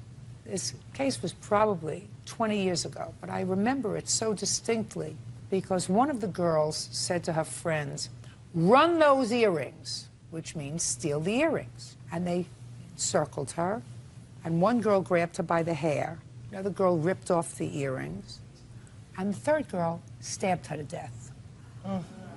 She was 17 years old. And they got the stabber, and the stabber was tried for murder and convicted. You got that look on your face that I'd like to wipe off. Don't put it back on your face.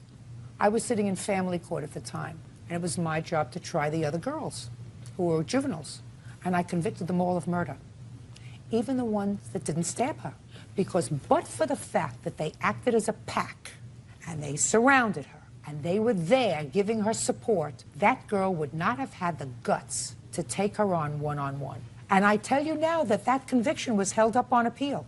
So you are very lucky that nobody arrested you. You're very lucky that they didn't charge you, because if you were in my ballpark, you would be spending some time with Shelley. Meanwhile, it's going to cost you and your family $5,000, because that's what she's suing for, and that's what she's going to get. And I certainly hope that your mother gets you some help. Otherwise, you're going to be a miserable person your whole life. That's all. Thank you. Michael Bone says his car was vandalized during a party thrown by the defendant's daughter. Tim Howard Sr. says he was also victimized that night. Mr. Bone, your car was vandalized after a party that was held at the defendant's house. Yes, ma'am. It was, I assume, your 18th birthday party? Yes. You're the brother? Yes. And you believe that Mr. Howard, who permitted this party to be had in his house, is responsible for the damage to your car? Yes, ma'am. Mr. Howard, while sympathetic that your car was damaged, says that the people who damaged your car were uninvited guests, uninvited thugs at the party, and you should pursue them for damaging your car. Stand up, please, next to your dad. Mr. Howard, you were not home at the time of this party, is that right? Yes. Where were you? I was at work. And this was on a Friday evening? Yes, it was, Your Honor. What date? December 15th, 06. And when is your birthday? December 20th. So the party wasn't held on your birthday? No, because there was school, so couldn't do it on a school night. All right, Mr. Bone, were you an invited guest at this party? Yes. You were there with your girlfriend? Yes, ma'am. That's this young lady? Yes. What time did you arrive at the party? About 7:30, ma'am. Had you ever been to the Howard house before? Yes, ma'am. Does your girlfriend live close by? This is the next door neighbor, ma'am. Stand up. How long have you and Haley been friends? I'd say since about 5th grade. So you were invited to the party? Yes, ma'am. How long did you stay at the party, Mr. Bone? Approximately half an hour. Why did you leave after a half an hour? There wasn't too many people that we know, and there was a lot of alcohol there, so we decided we were going to go back to Jessica's house. How many people were there? Probably 40 to 50 people. Is that right? Yes, I'd say that's about right. Mr. Howard, how many people did your daughter tell you were going to be at this party? Maybe about 15, 20 people that I was aware of. Now, when you got there and there were 40 to 50 people at the party, you said that there was alcohol. Tell me about where the alcohol was set up. It really wasn't just set up. It was kind of a bring your own thing. It was pretty much spread out through the entire house. How many people did you know at the party? About 6 to 7 people that I actually had known. And how many people did you know? I knew about 10 to 15. And how old were the people that you knew? The people that I knew were 17 or 18, and they were all in high school. The others, I didn't know. Of the 17 and 18-year-olds there, were any of them drinking? Of the ones that I knew, a couple of them were, and the ones that I was hanging out with were not. And what about you, Mr. Bone? Of the people that you knew? Those were the same people that Same people, and they were? Drinking. The ones that we had left with went back to her house with us. It was four others that had went back with us, and they left shortly after that. So it's 7:30, and you stayed for a half hour until about 8 o'clock. When you left, some people went with you. Yes. Were the people that went with you people who were or were not drinking? We're not. We're not. Is the reason that you left early because of the number of people that were there? I left early because I didn't feel comfortable being that I didn't know half the people that were there and the amount of alcohol that was there. I just did not feel comfortable. Did you speak to Haley about the number of people that were there? I did not speak to her about the number of people. What did you speak to her about? About the alcohol. What did you say to her and what did she say to you? I told her that having the alcohol there, being that she's underage, was not a good idea since my father, who lives right next door, is a cop. And what did Haley say to you? She didn't really say much, just that it would be okay and nothing bad would happen. You remember that conversation? Yeah, I do. You want to explain that to me? Well, I didn't think it would be a big problem because we knew, well, I knew some of the people. There was other people that just came with their friends that I didn't know. And everything was cool for the time we were there, so I didn't think there would be a problem. All right, Mr. Bones, so tell me what happened with your car. Well, after we had left the party, we went to Jessica's house, and we received a call about, I don't know, 11, saying that there had been a fight at Haley's house and that they needed help breaking it up. So me and her father, Ron, went outside, and we seen people fighting around my car and various places in the yard. And after he had broken it up, I walked around my car and seen that the mirror was laying on the ground next to the car, and there was a bunch of mud on the window and on the door and on the fender and on the trunk of my car. What time was this? Probably 11 o'clock. Okay. How did that happen? There was a fight. There's a total of 2 fights, and that last one that happened, a bunch of people had left. They were the ones that we told to leave, and they came back. Those people that you told to leave, had they been there earlier in the evening when they were there? Not all of them. But some of them? Yes. And so you told them to leave? Yes, and they were not invited back. And there was just a few people that were left, like around 10, and then they were all there, and all these guys came back, and they had brought more people with them. And then we seen the trucks and the vehicles coming down the road, and people ran to the door to see what was going on, and we saw they were back. People went outside to see them, and I guess the fight broke out. I ran upstairs to call Jessica's dad, the cop, because I knew something bad was going to happen. And I didn't want no one to get hurt, seriously. Did you know the names of any of the people that were out there and involved in this fight? Some of them I did. Others I did not. Did you tell the police their names? I didn't really get a chance to talk to the police very much, actually. I told them what had happened, and then that was pretty much it. Well, his car was damaged. Right. I wasn't even downstairs, because it happened in the basement. And I was upstairs. I stayed in my room because I'm not dumb enough to go back downstairs. There was a bunch of guys fighting. Anything else you want to tell me? No. Anything you want to tell me? Yes. The night of the party, I was chaperoning it. When I showed up, a few people had already brought alcohol. What time did you show up? Around 8 p.m. There was already a few kids there, a few adults there. Just a second. Sorry. Your first name is? Tim. How old are you, Tim? 31. Tim, first of all, you should have been there at 7:30, not 8 o'clock. That's number one. I wasn't actually told to be there. I don't care what you were told. If your father was relying on you as the adult to chaperone the party, by the time these people got there at 7:30, there were already 40 to 50 people there. So if you arrived at 8 o'clock, you got there too late. Go ahead. He had mentioned the party about a week ago that it was going to happen. And so we didn't get on the same page, but I showed up at home at 8 o'clock that evening, and it was going on. Oh, just a second. So that you were not asked to chaperone the party? I was asked to chaperone, but we didn't, somehow he didn't mention to me that it was going to be that day. Ah, perfect. Mr. Howard, this is not looking good for you, sir. I want you to understand that. Are you getting the fact that this is not looking good for you? Yes, Your Honor, I do. I'm going to hear the rest of the scenario from your son, but this is not looking good for your team. Right. Go ahead. Okay, so I show up around 8 o'clock in the evening. There's about 15 people there. 3 of them already had alcohol with them. They were already drinking. So I checked their IDs. I made them go downstairs with the people that were over 21 to play pool. Everyone else that was under stayed upstairs. I stayed down there with them for a while. Every once in a while I walked upstairs, checked on some people. I let Haley watch everybody else upstairs. I didn't notice anybody drinking up there. When I went back downstairs, I was watching people playing pool. Shortly after that, within a half hour or so, about 50 or 60 people just barreled in the door. I knew I couldn't handle all these people. Let me explain something to you. Yes. These people came to a party at 7:30. This young lady has been a friend of your sister since the 5th grade. These people tell me that the reason that they left at 8 o'clock was because there were 40 to 50 people there at the party. That wasn't until So about 10 I'm o'clock. speaking. Many of whom they didn't know, and there was underage drinking there. Now, they were coming to a party that day. She was coming there because she was a friend of your sister's. So who do you think I'm going to believe? The people that left at 8 o'clock because they felt so uncomfortable there that they left a party and they took 4 people with them? Or you think I'm going to believe you, who was downstairs watching some people play pool? Do you get it? You get Yes, I where I'm do. going? Yes, Sit I do. down. Now, Mr. Howard, Yes, ma'am. you have 30 seconds to tell me why this isn't your responsibility. I feel I'm just as much of a victim as Mr. Bone here because of the fact that I've got property damage, which I have some pictures to show I you. couldn't care less about your property damage. You brought that on yourself.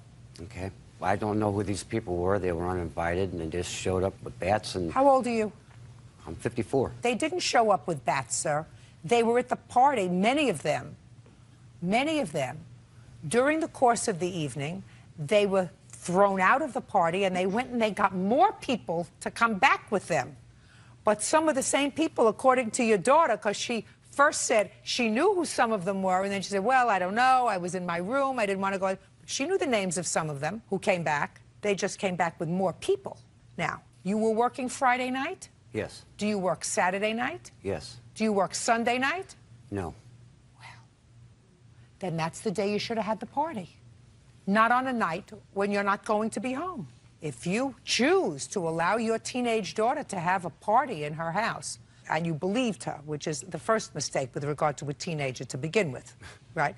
That they're going to have a handful of people, 15 people, that turns into 40 or 50, and you don't make adequate arrangements for supervision, which clearly you didn't make because, according to your son, you had discussed this party but hadn't made any definitive plans for him to chaperone it. That's what you told me. I wasn't. Well, that's your problem. When you open your house to teenagers and you're not there, you're going to be responsible for anything bad that goes on in that house. Fortunately, it was just his car that got damaged. But if somebody had been sexually molested in your house, some 17-year-old, you wouldn't have a house anymore, sir. You wouldn't have a house, you wouldn't have a car, you wouldn't have a bank account, you would have nothing because it would be your fault. And you can't say, I thought my son was going to chaperone and I didn't know the people. When you open your house to teenagers to have a party and things get out of hand, it's your fault. Period. End of discussion. So if your house was damaged and vandalized, it's a good lesson. You're responsible for the damage to his car, which is how much, sir? $2,574.39. Can I see it, please? You have pictures of the car? Yes, ma'am. I'd like to see the pictures, too. They're not very good pictures, but they are there.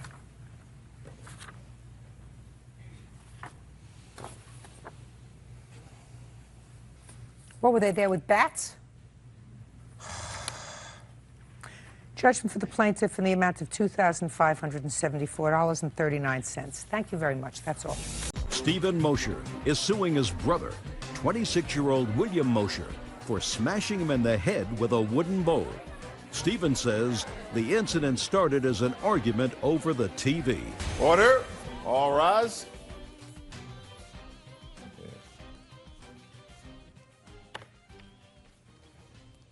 Your Honor, case number 231 on the calendar, the matter of Mosher versus Mosher. Thank you. You're welcome, Judge. Parties have been sworn in. You may be seated. Folks, have a seat, please.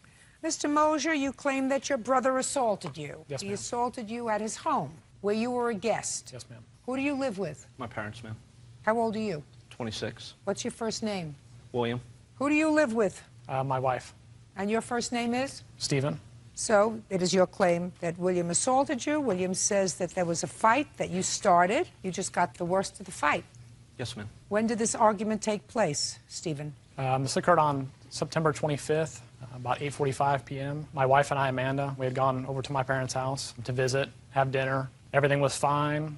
There was no arguments. We had dinner. Everyone adjourned outside. We began watching a television show, my wife and I, at 8 o'clock. Where? In the kitchen, on a small 15-inch, 17-inch television. That was in the Okay. kitchen. About 45 minutes into the program, the defendant walked through the kitchen. Your brother? Yes, walked through the kitchen into the living room and turned on the large television with surround sound. He turned it on very loud. I don't know what his problem was, but he turned it on very loud. I walked into the living room and I asked him very politely, I said, hey man, could you please just turn down the television a little bit? And at that time he yelled at me, profanities. I turned around, I didn't say anything to him. I came back into the kitchen, I sat down, I tried to hear my program that I'd been watching for 45 minutes already, and I could not hear it. I sat directly in front of the television set, turned it up, I still couldn't hear it. I walked all the way back into the living room, and I asked him again. I said, man, could you please just turn it down a little bit, politely? That I don't believe. 3 times. Three times, Your Honor. Stephen, first time maybe, second time I don't believe. Well, Your Honor, he had an anger problem, and I try not to Stephen, first time I believe you went inside and said, could you turn it down? Second time I don't believe you went inside and very politely asked him to turn it down. So let's revise that. I tell you the truth, Your Honor. Okay, go ahead. I went in there, I asked him a second time. He said the same thing again. So after he cursed you the first time, listen to me, Stephen, after he cursed you the first time, you went inside and said politely to him again, hey man, could you please turn it down? I just want you to tell me, is that what you're selling to me? No, ma'am, that's what happened. Is that what you're selling to me? That's what happened. Go ahead. Keep going. I went back into the living room for the second time. I asked him again politely. He shouted profanities at me again. I walked back into the kitchen. I still couldn't hear it. By this time, I'm getting a little frustrated. I walked outside of the home. I looked for my parents. I didn't see them. I came back inside. I'm still at the television. I still can't hear it. I walk back in there again. I actually tried to turn down the television myself. I look off the corner of my eye. I see the defendant running at me. And I kind of put my hands up. I'm like, what are you doing? What's going on? At that time, he struck me in the side of the face. I wrapped my arms around him and was struggling to hold him. He was trying to hit me. We fell down to the floor. He was still trying to strike me. At that time, I had my head down, trying to protect myself, holding him down. He did come free. We stood back up. I was still trying to hold on to him. I was holding on to his shirt. His shirt started to come off. I stepped back. He pulled his shirt off the rest of the way, and he came at me again. I grabbed him again, put my arms around him again. I did not one time hit him. I backed him up all the way to the fireplace area, which is probably about 8 feet away. I let go of him. I stepped back to where we originally were. He grabbed a large wooden bowl, ran at me like this. When he got closer to me, I tried to duck because I thought he was going to throw it at me. He hit me in the back of the head. I fell to the floor. I blacked out for a split second. And she came into the room, and she was yelling at him to stop. Finally, I got up. I was dizzy. I reached back to the back of my head. My head was busted open. I was bleeding. I had blood all over my hands. And you had stitches? I went to the hospital. They put stitches in. Okay. All right, Mr. Mosier, let me hear your version of the events. When I was watching TV, actually, I didn't have it up that loud. It is loud because it's a surround sound system. You can't... What were you watching, William? I don't even know. It doesn't matter. I mean, it was just TV. It matters to me. What kind of answer is that? It doesn't matter. It was just regular TV programming. I mean, it wasn't nothing special. I was just watching TV. Every time he comes over... Just a second. Don't tell me every time. On the 25th of September, you saw that your brother and his wife were watching television in the kitchen. Yes, ma'am. You went into the living room to watch something that was sort of irrelevant to you because you would have remembered it, considering the fact that you were arrested that night or at some point. There was a lot of other things going on. I really don't remember with everything going on. I would have remembered what it was that was so important. So your brother came in, and the first time he asked you to turn it down. He never said please. He came in and he said, turn this down, I'm watching TV, is what he said. So of course he's not going to get a good response out of me. I just turned it up. He turned up his TV. Just a sec. So he came in and he said, turn it down, I'm watching TV. But you already knew he was watching TV, right? Yes, ma'am. Usually there isn't this problem. If he would have came at me and asked me nicely, I would have turned it down right away. But every time he comes over, it's like he's trying to be the boss of me. And I just gotten sick of it. I mean, it's every time. And so after he came in the first time, said turn it down, so instead you turned it up.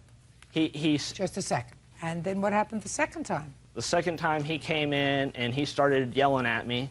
I yelled some profanities back at him. That sounds right. He did the same, Your Honor. I believe that. And then it went to a third time. The third time he came in, he comes in and he switches all the dials, turns everything he can possibly turn off, and messes it all up. And I come running up to him, and there was kind of a little bit of an altercation there, and then I hit him, and he kind of hit and spun me to the ground, pulled my shirt. Why did you hit him?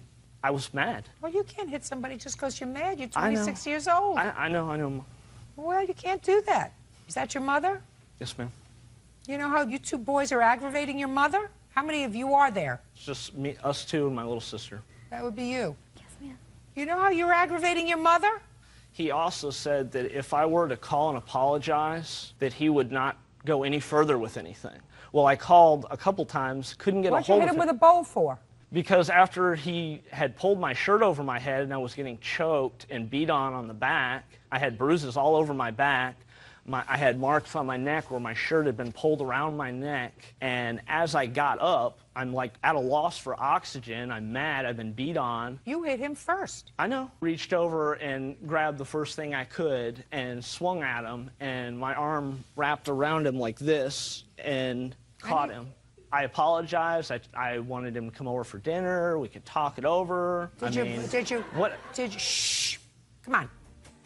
Now, did you say, I want to pay your hospital bill, I want to pay your medical bills? Well, I would have. I mean, if he'd actually talked to me, I haven't even been able to talk to him. I've called, I've left messages to come eat dinner and do things, try to talk it over as a family. Well, I think you should probably do that, if for nobody else's sake, but for your mother's sake. Do you see your mother? Very rarely. Our relationship has very much been hurt. It's been very stressful on the entire family. It hasn't just been this one offense. There's been several recorded, unrecorded criminal offenses made by the defendant. It's against who? Against me and other people. What other offenses against you? Well, I haven't lived with my parents for probably 8 to 10 years. At that time, that brief time that I did live there, for some reason the defendant had a taser. I was actually tasered one time. Oh, you boys got to stop fighting. It was either that or go to a big fight. How old are you? I'm 30 years old, ma'am. You got to stop fighting. There comes a time you got to stop beating up on each other. I'm not interested in fighting. I've never been. Good. I've never What are your been medical that type of bills, person. sir? Just give me the bills that you have to pay out of pocket. I have a medical bill for $377.27, $100, and $25. I have suffered a lot professionally and personally. Why, from how the attack. professionally? Well, my head was busted open. I had 2 staples in the back of my head. I believe you. I had a huge mark on my face for about a month. I had really bad headaches in the back of my head. I've never had headaches before in my life. What kind of work do you do, William? I work for a pool company. Doing what? Cleaning pools. Okay. Well, I understand that he feels very, very angry, and the truth of the matter is that you were wrong. You were wrong on all counts. A, you were wrong because your brother and his wife were guests in your home. So if you know that they're watching television in the kitchen, which you in fact knew, and you have a much larger setup in the living room, if you wanted to be a nice person to the guests in your home, you say, listen, there's nothing particularly important that I'm watching. Why don't you guys go inside in the living room and watch the program in surround sound? You chose not to do that. You chose to act like a baby. You went into the room, you turned on the television, the surround sound. He came inside, and I absolutely do not believe his story that he came in and asked you very politely to turn it down. That's not what a 30-year-old brother does. He comes in and says, turn it down, I'm watching TV, especially when he's got his wife in the kitchen egging him on a little bit. Would that be a fair statement, Miss Mosier? You don't know. I was loading the RV. You don't know.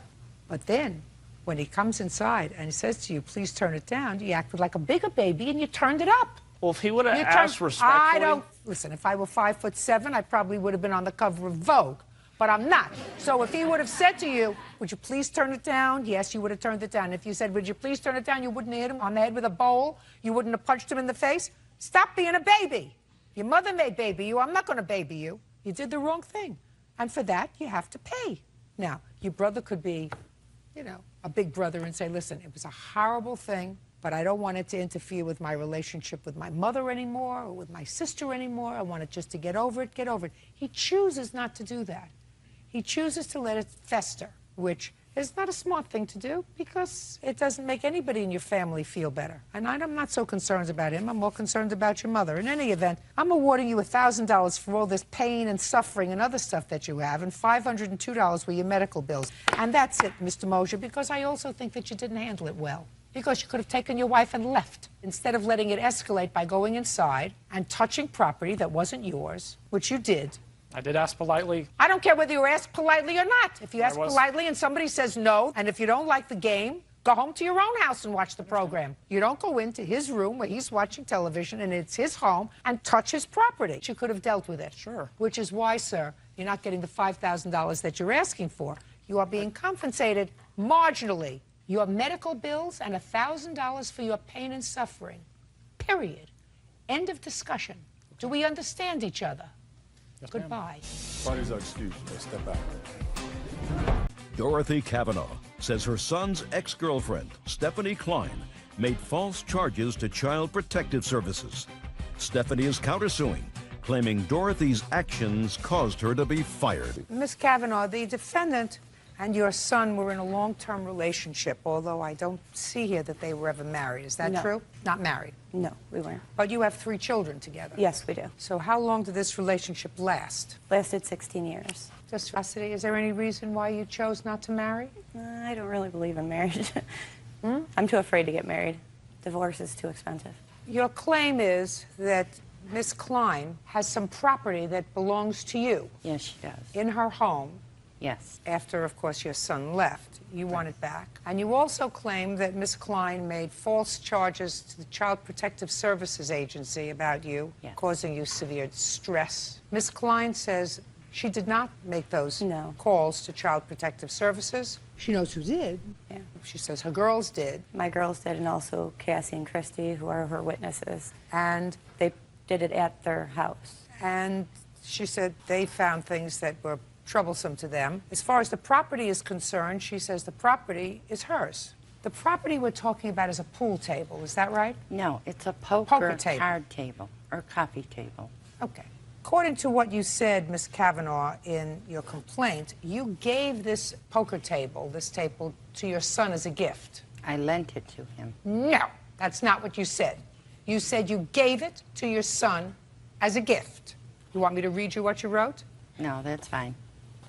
I know that you dispute that. I had given my son a custom-built poker table for his birthday. Correct. So let's deal with the poker table because that makes my life very easy. You have no interest whatsoever in the poker table. Okay. Got it? Once Yes. you give a gift, the gift is gone. And I don't see your son here. If he wants the poker table back, and if it's his, certainly not marital property because these people weren't married. So if he wants the poker table back, he can have it. But you can't because it doesn't belong to you. It would be like birds suing for the poker table. Do you understand? Yes. Okay. Let's get to the allegations of abuse and or neglect that were made to Child Protective Services. When did your son and the defendant separate? February, she threw him out. Were you working during the 16 years you lived together? Yes, I was. I was basically the only one working in the relationship. What were you doing? I managed 2 bowling centers. And who took care of the children? Anthony usually did, and Dorothy. What kind of work does Anthony do? He worked on cars on the side. No steady job?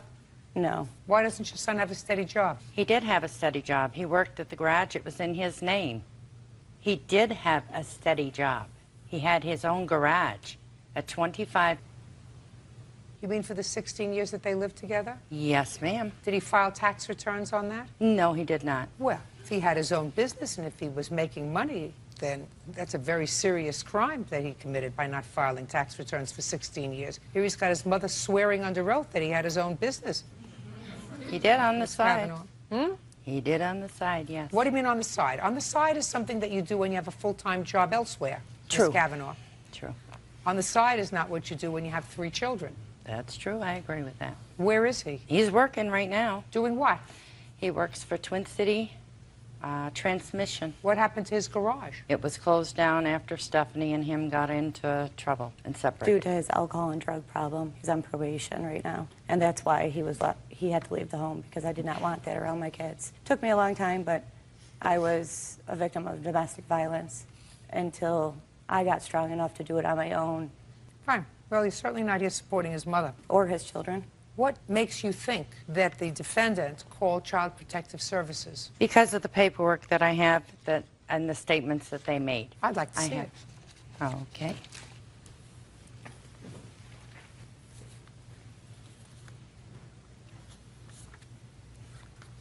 No, don't give me all this paperwork, Ms. Kavanaugh.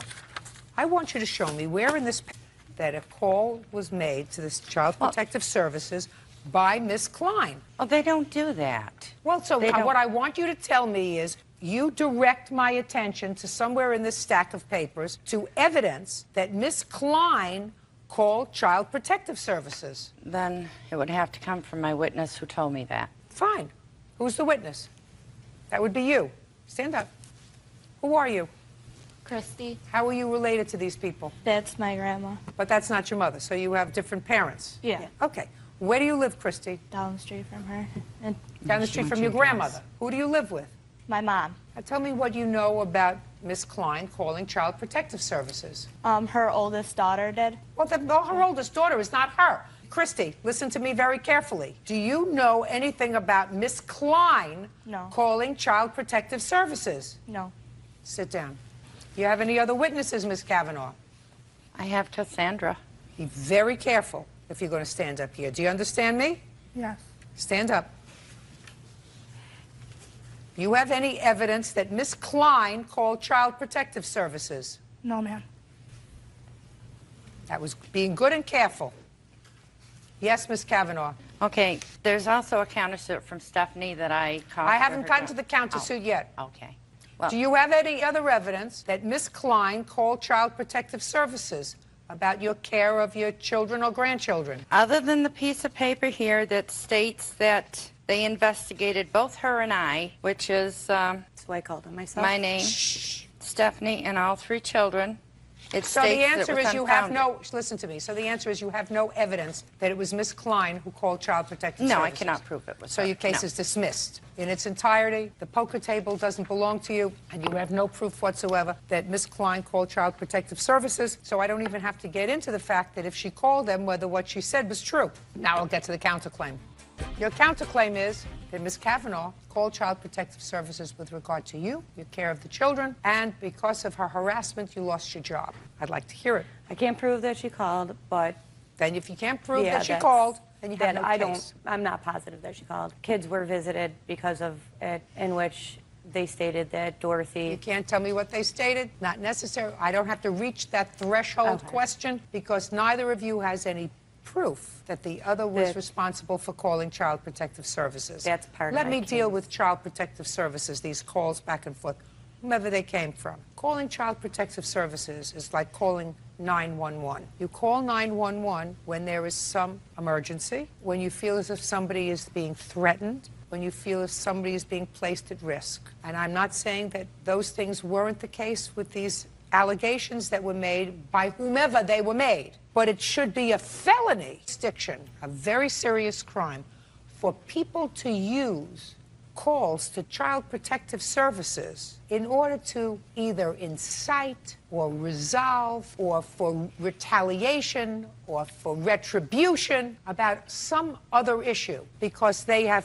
limited enough resources at Child Protective Services to investigate real allegations of neglect and abuse. And when people use that Child Protective Hotline for other reasons, it infuriates me. And if it was my world, they'd be in jail if that's what they're using the hotline for. Having said that, we will move on to the next cause of action in your counterclaim, which is that Ms. Kavanaugh caused you to lose your job. Yes, I had her as a sitter, also her son, who would drop the kids off to her even after I asked not to. She would get upset with them, drop them off at my work several times. She would drop them off at home unsupervised. She'd have them sitting on the porch in the middle of winter. She once set Jordan on the porch in the middle of winter with just a towel on because she didn't want to shower with her 10-year-old grandson, and she was 11 going through puberty at the time, which is disgusting. Ms. Klein, listen to me. If what you're telling me is that because she wasn't a good babysitter, that caused you lots of stress, Yes. put your hand down, and you ultimately didn't show up for work and it caused you to lose your job, you have options. Your option is get rid of her as a babysitter. I then did, and then you can't sue her. And I mean, got that's your Christy. option. Well, she called my work, harassing my boss, calling the cops on him. I got the Well, letter just for one that. second. Is your boss here? No, but I have a letter stated to me why I was fired and a I'd like to see the letter. complaint from the Tonawanda Police Department. I'd just like to see the letter first.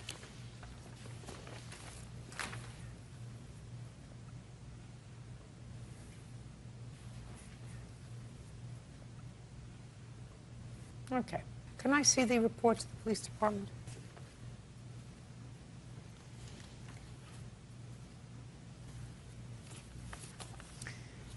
Did you at any time have her son arrested for anything? She says yes. He used to for be- what? Harassment. Well, he probably was harassing her because he's a drug addict. That's what she says. Is that true? Put your hand down. Is that true? Not anymore. He I doesn't. don't care if it's not anymore. You mean not today? Not today, but she also is. Listen, who's taking care of the 3 children? Who's taking care of the 3 children? At the moment, Yes. a girl who had their children taken away from him, so I Who do heard. the 3 children live with? I'm not talking about at this moment. They live while with she's the mother. here. They live with the mother, not with your son. Exactly. Exactly. Okay. So, when did you have him arrested? Actually, I had him arrested once, a couple times. I had to have him removed from the house because he would come in when we were sleeping. He broke in when we weren't home, slept in my bed when I went away. These sources are 2006. Anything Yeah. happened in 2007 that's been harassment? No. Okay. There was. I was afraid to do it. She's evil and very vindictive. What do you want? We both filed harassment against each other. Well, I don't know why you should have anything to do with her except positive things with regard to your grandchildren, Miss Kavanaugh. You I have a took son her- that's problematic. I took her You to have, court. listen to me. Yes. Carefully. Yes. You have a son who's a problem. Yes. You have the mother of your grandchildren who has been supporting the family for 16 years because your son is a bum. There's no question that he's a bum because there's no question that they had to file tax returns because she worked for a company that wouldn't have paid her under the table. That your son, if he was working at all, which I somehow doubt, certainly has not filed tax returns and has not paid his fair share of our expenses as a community. He was paying child support. Well, what do you want me to do? Give him a gold medal for that? He made children. That's what he's supposed to do. Yes. Put your hand down. He's support. A lot, not a little. Right. So if I wanted to be supportive, I would be as supportive as possible if you were a reasonable grandparent of my 3 grandchildren and said to my son, listen, I tried my best with you. Maybe my best wasn't good enough, but I'm certainly not going to annoy the mother of my grandchildren who's trying to keep it together. Do you get my drift? She wasn't That's trying to keep it together. Do you get my drift? I understand you, yes. Perfect. And I wouldn't sue her for a stupid card table because that's ridiculous. Ridiculous. Goodbye. The case is dismissed, as is your counterpart. Christy Wise says ex-boyfriend Nick Knox owes for 2 different loans. Nick claims Christy was never his girlfriend. Ms. Wise, you and Mr. Knox dated for a period of time, not very long, 6 months or so? Yes. No, According- not true. Never. I'm not talking to you. And according to your complaint, during that time, you made a series of loans to him for various things. Gambling debt, some DUI fines that he had because he had lost his license. While Mr. Knox acknowledges that you gave him gifts, he says none of them were loans. None of them involved gambling. So, when did the 2 of you start this relationship? I met him online and on a website called MySpace. My friends told me it was a good place to meet people, so I signed up and I got a message from him. I got the message at the beginning of January. January of 2005? Yes. When did you give him this first chunk of money? July. So between January of 2005 and July, there were no loans. Correct. Did you see him? Were you dating? We were not dating at that point. We only dated for like a month. What month? Month of June. June to July. So between January when you met and June, did you communicate on the internet or not at all? We talked on the phone.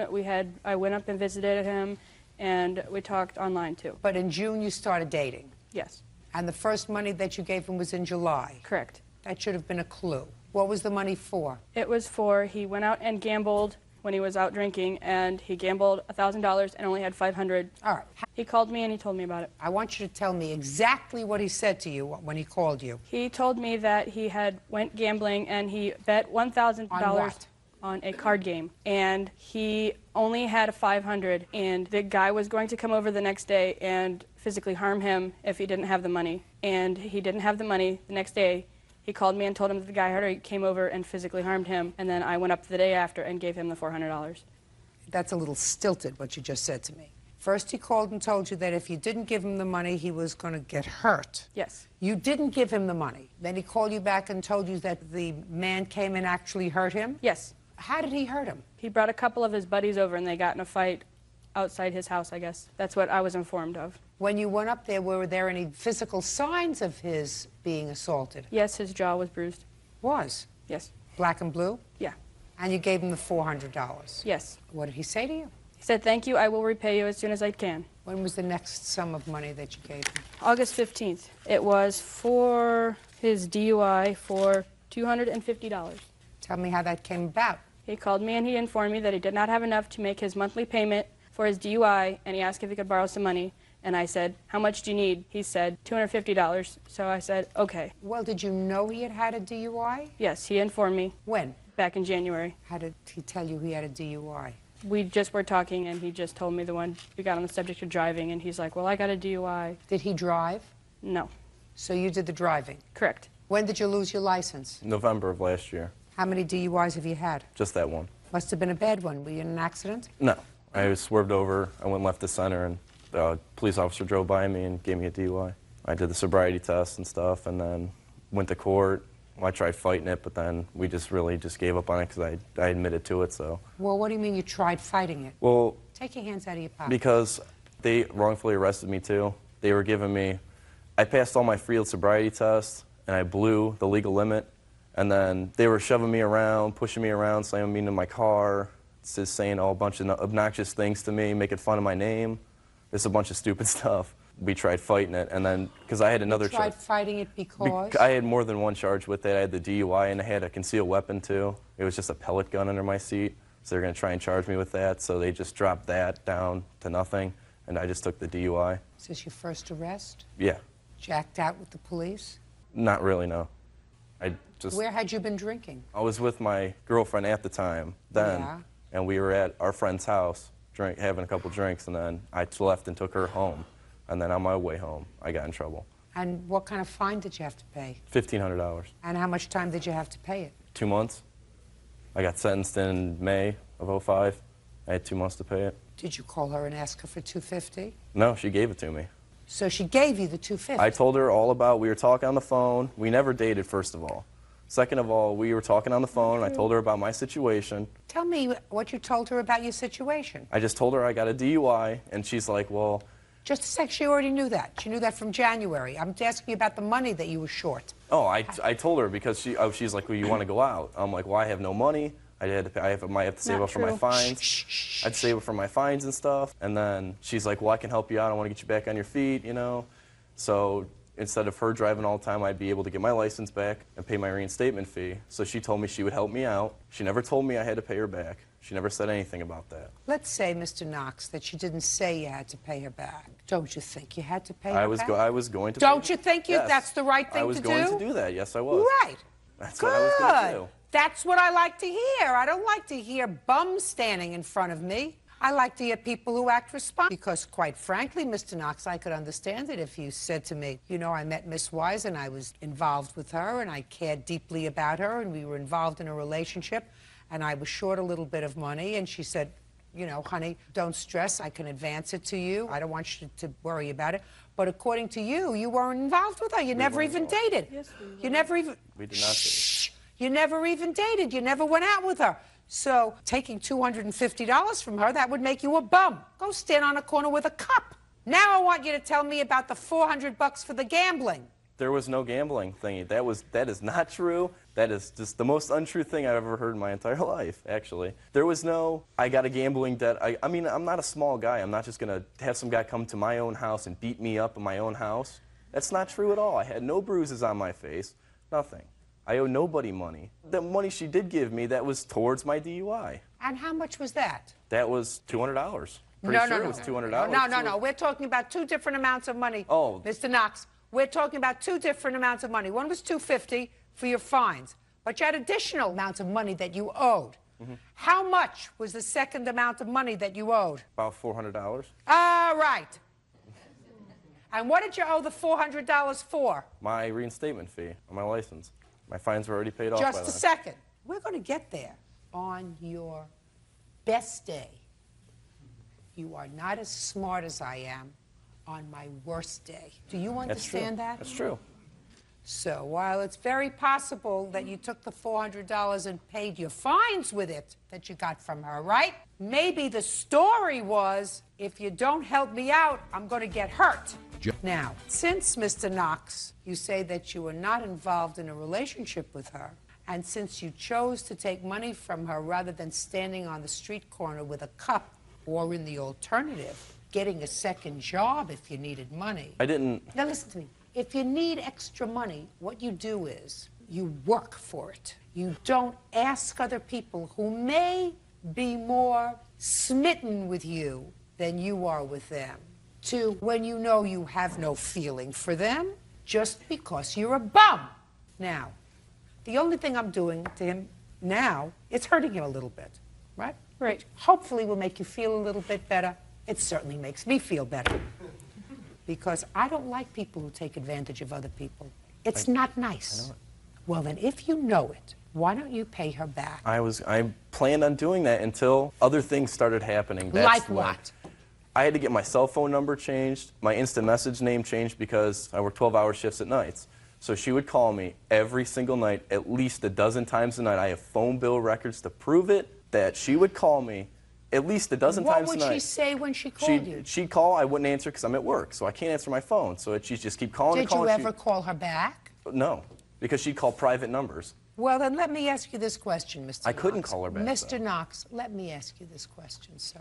You knew how to communicate with her via the internet. And if what you wanted to do was to sever all ties with her, because according to you, she was becoming obsessive. You didn't know that because you didn't speak to her, so you don't know whether she was calling you 100 times because she said, you know, you owe me money. And if you don't want to have anything to do with me, fine, but at least give me the money you owe me. Sometimes when she would call, I'd answer my phone, and she'd say nothing about money. She'd just be like, oh, hey, what do you want to go out? That's all she'd say. Fine. And what did you say to her? I said, no, I'm at work. Fine. Why don't you just say to her, Christy, listen, I'm not interested in you socially. You have a girlfriend, or I'm involved in school and work and whatever. I know I have to give you some money, and I'm going to give it back to you, $100 a week until it's all paid off. I tried doing that. When did you try doing that? I told her that I was going to, I asked her if she could send me in an email or something, her address to her house. I'd send her $100 checks every week in the mail. I told her I'd give her this, like she said she was going on vacation. Just a second. Did he ever ask you for your address to send you money? Yes, he did, but I had previously offered him the option to pay me every week, and he denied it. Just a second. What did he ask you for your address for? To mail me a check, so he didn't have to see me. So why didn't you give it to him? Because I asked him to do it No, sooner. listen to me. So if he said to you, give me your address so I can send you a check, why didn't you give it to him? Because he didn't want to do it when I wanted to, and I had already filed a claims court when he called me. It was before. It was before claims Listen, court. Miss Wise, don't throw the baloney at me. Ma'am, I have a voicemail that he did send me, and it's him acknowledging he owes me money, the full amount. Does he say what amount? Yes, he does. Oh, let me hear it. In the mail from the United Municipal Court saying I owe you $1,086. Why don't we just do this? Every week I'll send you a check in the mail for $200 on the button every single week until it's paid off. I'll call you back later, and that's about it. You hear $1,086? Good. That's what he said. Okay, well, that's an acknowledgement of a debt, Mr. Knox. I knew I had to pay her back. I know Well, that. then why didn't you say that to me in here and save us all a lot of time and That's what trouble? I I was got gonna other do. cases to handle today. I tried settling it with her. She wouldn't. She wanted to come here. Judgment for the plaintiff in the amount of $1,086. That's all. Parties are excused. You may step out. Felicia Hammond is suing her neighbor, 22-year-old Ashley Francis, for damage to her car. Felicia says Ashley's son, 7-year-old Derek, scratched her bumper when he crashed his bike. Miss Hammond, how long have you and Miss Francis been neighbors? Approximately a year. You have children? No, Who do you live with? myself. How many children do you have? One. Derek. Cute. It is your claim, Miss Hammond, that this adorable little boy fell off his bike and scratched the bumper of your car. Yes. You want his mother to pay for that scratch. Yes. Can I see the picture of the scratch? Yes.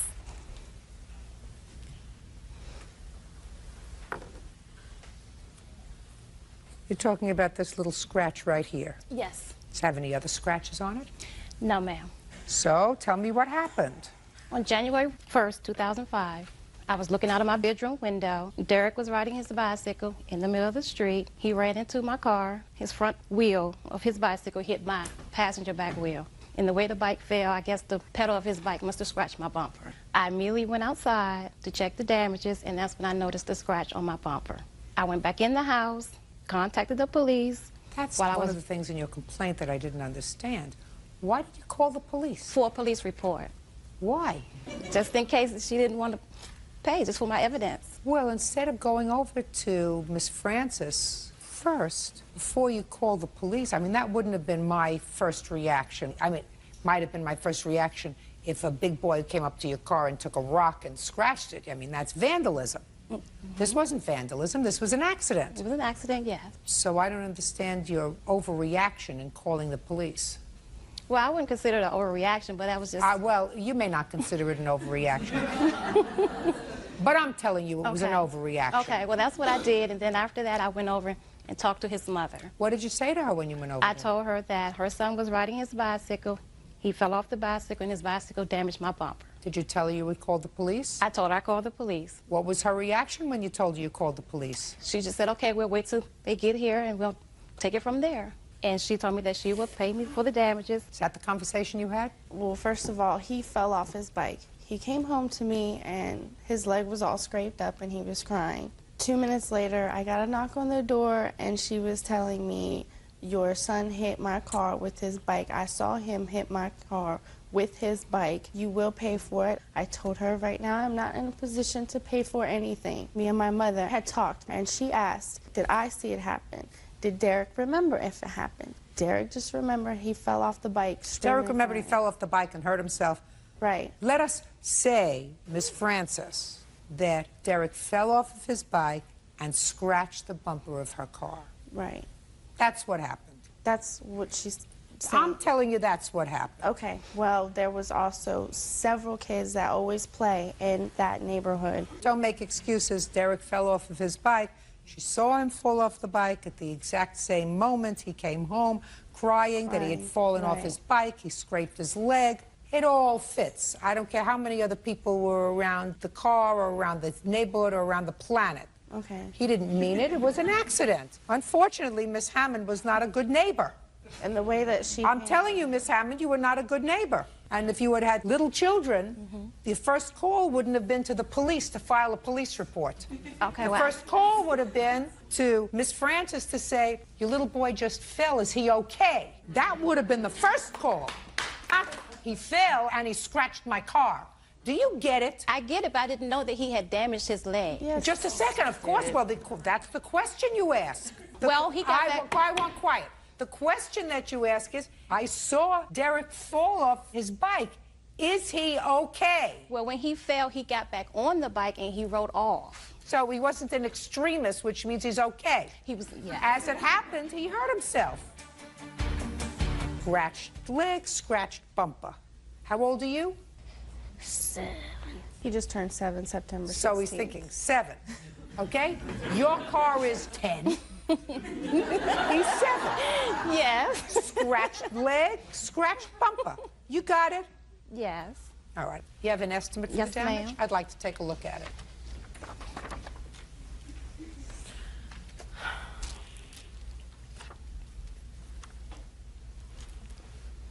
Is that about right, Bert? $300 to fix it? Guess so. $376 to be exact. You have to have a perfect bumper. But can't they just paint the scratch? Because when we Bumpers scratch... aren't, I'm told, that they're made out of a different material, so that you can't use touch-up paint. Is that right? That's right. Otherwise, believe me, $9.95 she would have gotten a little touch-up paint and touch it up, but you can't do that with a bumper. I know. Somebody just did it to my bumper. Judgment to the plaintiff in the amount of $376. Okay. Thank you, Be a Your good Honor. neighbor. Goes Wow. much further. That's all.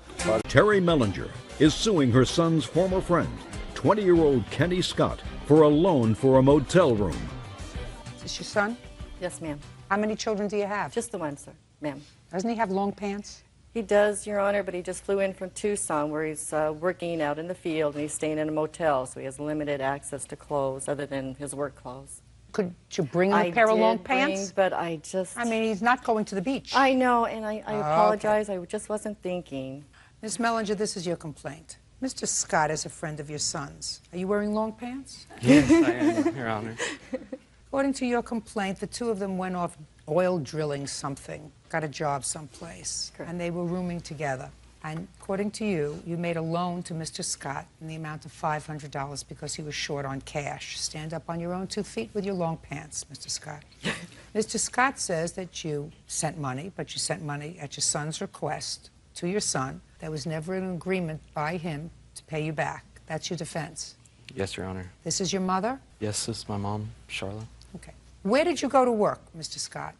Well, at the time we were stationed in Nevada, And then the following hitch, we were supposed to go down to Tucson. And where is your home? I live in Spokane, Washington. How old are you? 20. Were you paying your own way when you went to do this oil drilling? Yes, I was. You paid your own rent? Not at home, no. I'm talking about when you lived with him, when you were working. You were living together, correct, in a motel? Correct. Who was paying the bill? He was. Why? Because I was unemployed before that, and we agreed that we would split the motel costs after I got paid, and I hadn't got paid until 2.5 weeks into the hitch. Okay, and once you got paid, did you give him back the money? No. Payments and... Am I scaring you? Am I scaring you? No. That's too bad. I must try harder. Now, you went to live with Dustin and you had an agreement, and your agreement with Dustin was, quite reasonably, that you would go to this place where you could both work and make a good living, make some money, and that you would split the room. But you didn't have any money. Right. So what Dustin does is he calls his mother and says, Mom, Kenny doesn't have any money. So I'm going to need some money to tide us over. We talked about this agreement before we even left town. I said, I'm going to be broke. I'm going to not have any food. I'm going to need some help. And? He didn't help me with food or anything. He just paid for the hotel room, gave me a place to sleep. Who paid the rest of the money? Your mother? My mom had wired me some money for How much did your mother wire you? No, don't look at her. I'm asking you, how much did your mother wire you? $200. About $200. And I'm sure your mother has proof of that, right? Yes. Right? I Western Union the money and tried to get the receipt from them, and we didn't have time to get that. Baloney. How much was the motel room? Well, the first one we stayed at was a little higher price. How much was the hotel room? It's about $25 a night. And how many nights were you there? The first one we were there maybe about 4 or 5, and then we switched over because that hotel was run down. Stand up. No, I can't stand to look at your knees. Over here. $25 a night. What was the second room? Second room was the same. $25 a night, 25. And how many nights in total were you there? The second room? Both rooms. Both rooms. Dustin? Okay. The first hotel was about 5 days, and the second hotel about 21 days in the second hotel, something like that. So you worked a total of 26 days? Yes. $650 plus tax, right? So it probably comes to close to $800. Did you, in fact, give Dustin back $400? No, I didn't, Your Honor. Why not? Well, it was told to me that I owed his mother. I did not owe Dustin. You owed somebody for half the motel room. I realize that. So my question is, why didn't you pay it to either Dustin or his mother? I started to pay it to his mother. You did? She agreed that $100 a month would work, and I gave her $100 good. cash. Right. And next thing I knew, I had a letter in the mail saying we're going to court. Did he give you $100 in cash? Yes, ma'am, he did give me $100 in cash. Did you write 2 checks to Mrs. Mellinger Yes, I did. on an account that didn't have any money? Yes, Your Honor. Don't encourage him. He did the wrong thing. You're 20 years old. Mm-hmm. When you have a debt in this world, you're supposed to repay it. You're not supposed to take money from strangers and then make them enemies by not paying them back. Do you understand? Yes, I do. The quickest way to lose a friend is to loan them money. I want you to remember that forever. I will. If you're a good guy and you lend somebody money, you lend a friend money, there's only one thing that I know for certain. You're going to lose that friend and you're going to be the bad guy. That's a lesson your mother should have learned a long time ago. Your Honor, I've told Dustin that time and time again, but I am the guilty one here. Well, you're the guilty one. I Because didn't he's do a what I young man normally do. who has a mother. If he needed money, he should have called his mother. Right. Judgment for the plaintiff in the amount of $400. That's all. Peggy Price is suing her ex-boyfriend, Corey Emerson, for loans to pay rent, fix his bike, and travel to his brother's wedding. Corey says the money she gave him was never a loan. Miss Price, Mr. Emerson was your boyfriend for a brief period of time, and according to your complaint, you made a series of loans to him. You want your money back because he broke off the relationship. He says that he did break off the relationship. Any money that you gave him during the relationship were gifts because you cared for him. He needed the money. That's what people do, care for each other. They help each other out. And the only time it became a loan was when he broke up with you. Is that your defense, sir? Yes, ma'am. How old are you, Mr. Emerson? 30 years old.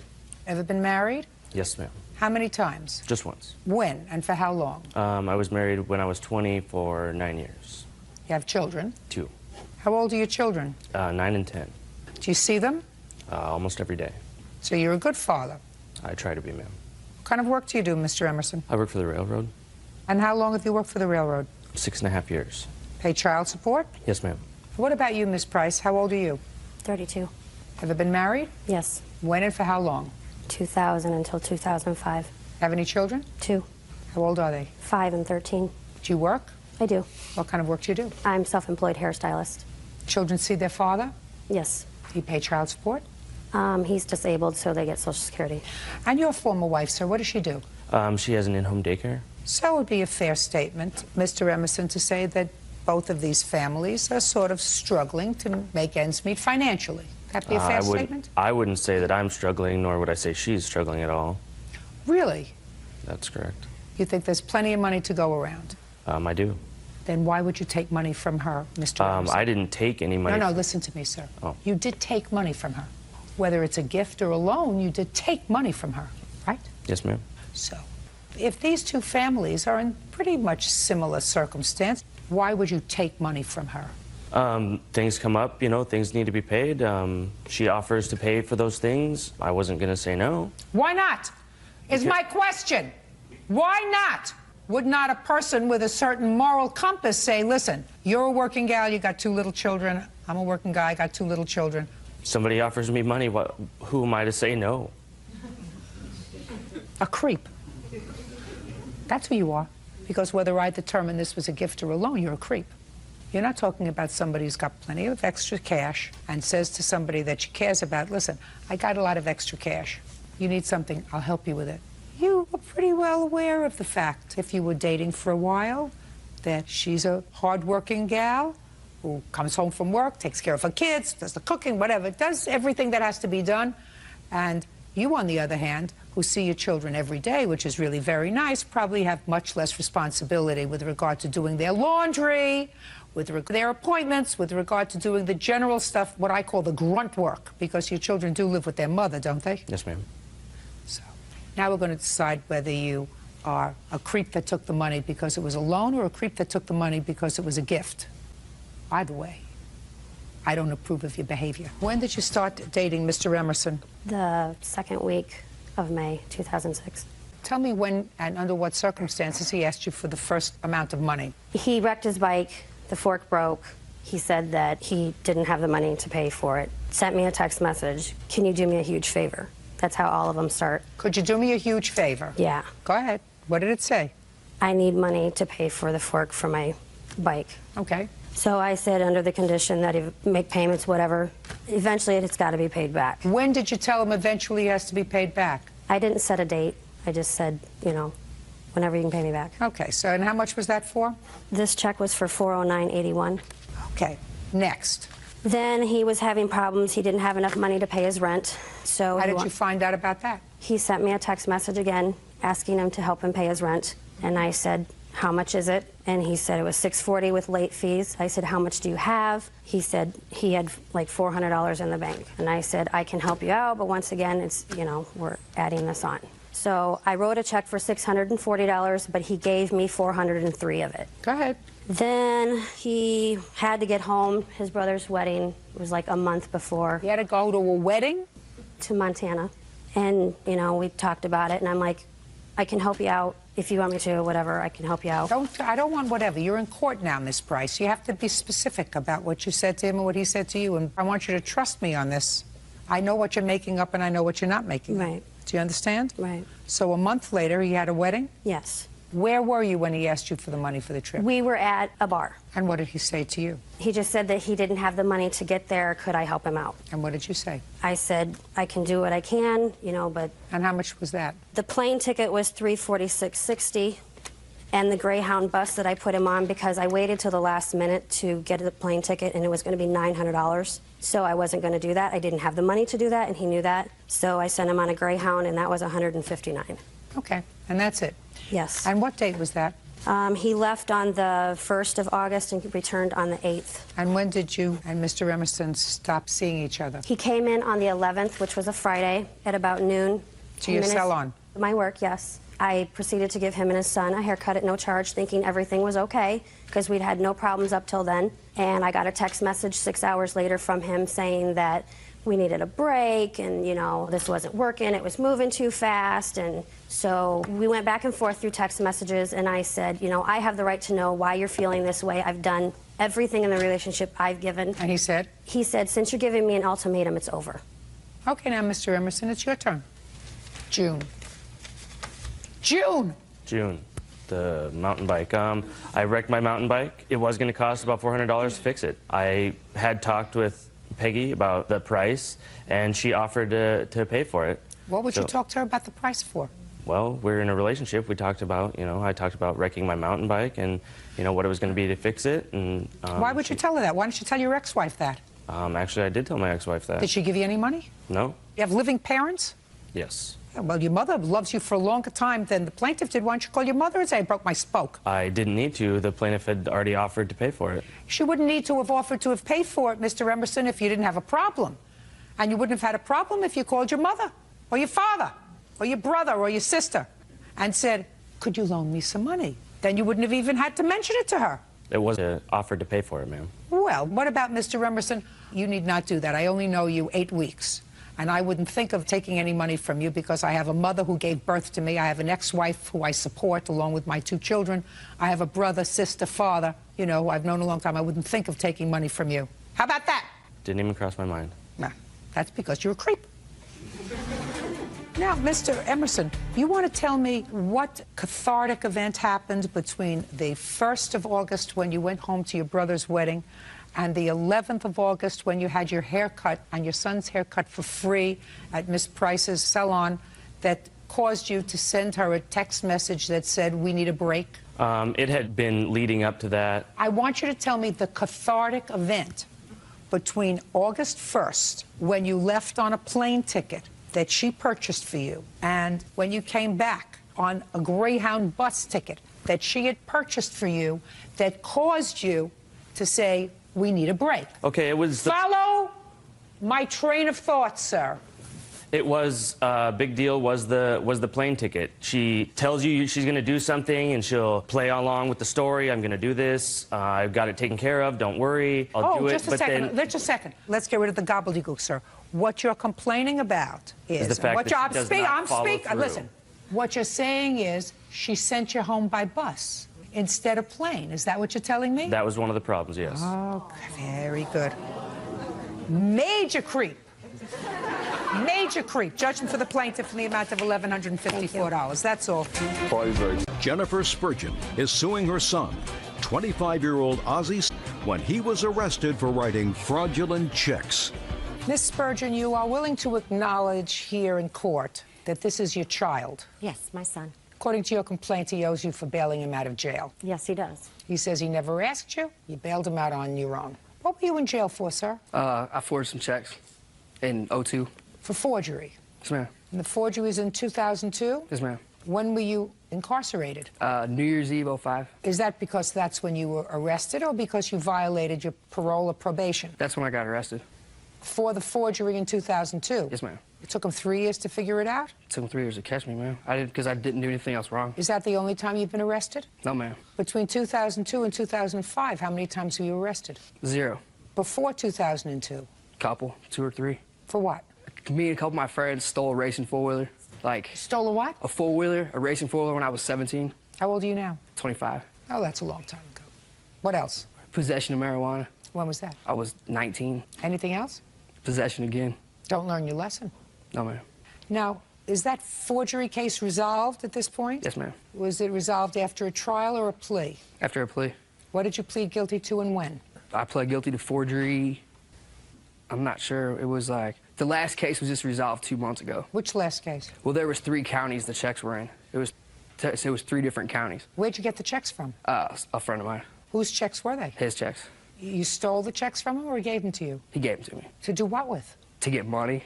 What were you using the money for? All kinds of different things. So it took whatever county was 3 years to figure out what was going on. So you were arrested December 31st, 2005. Yes, ma'am. What was your bail?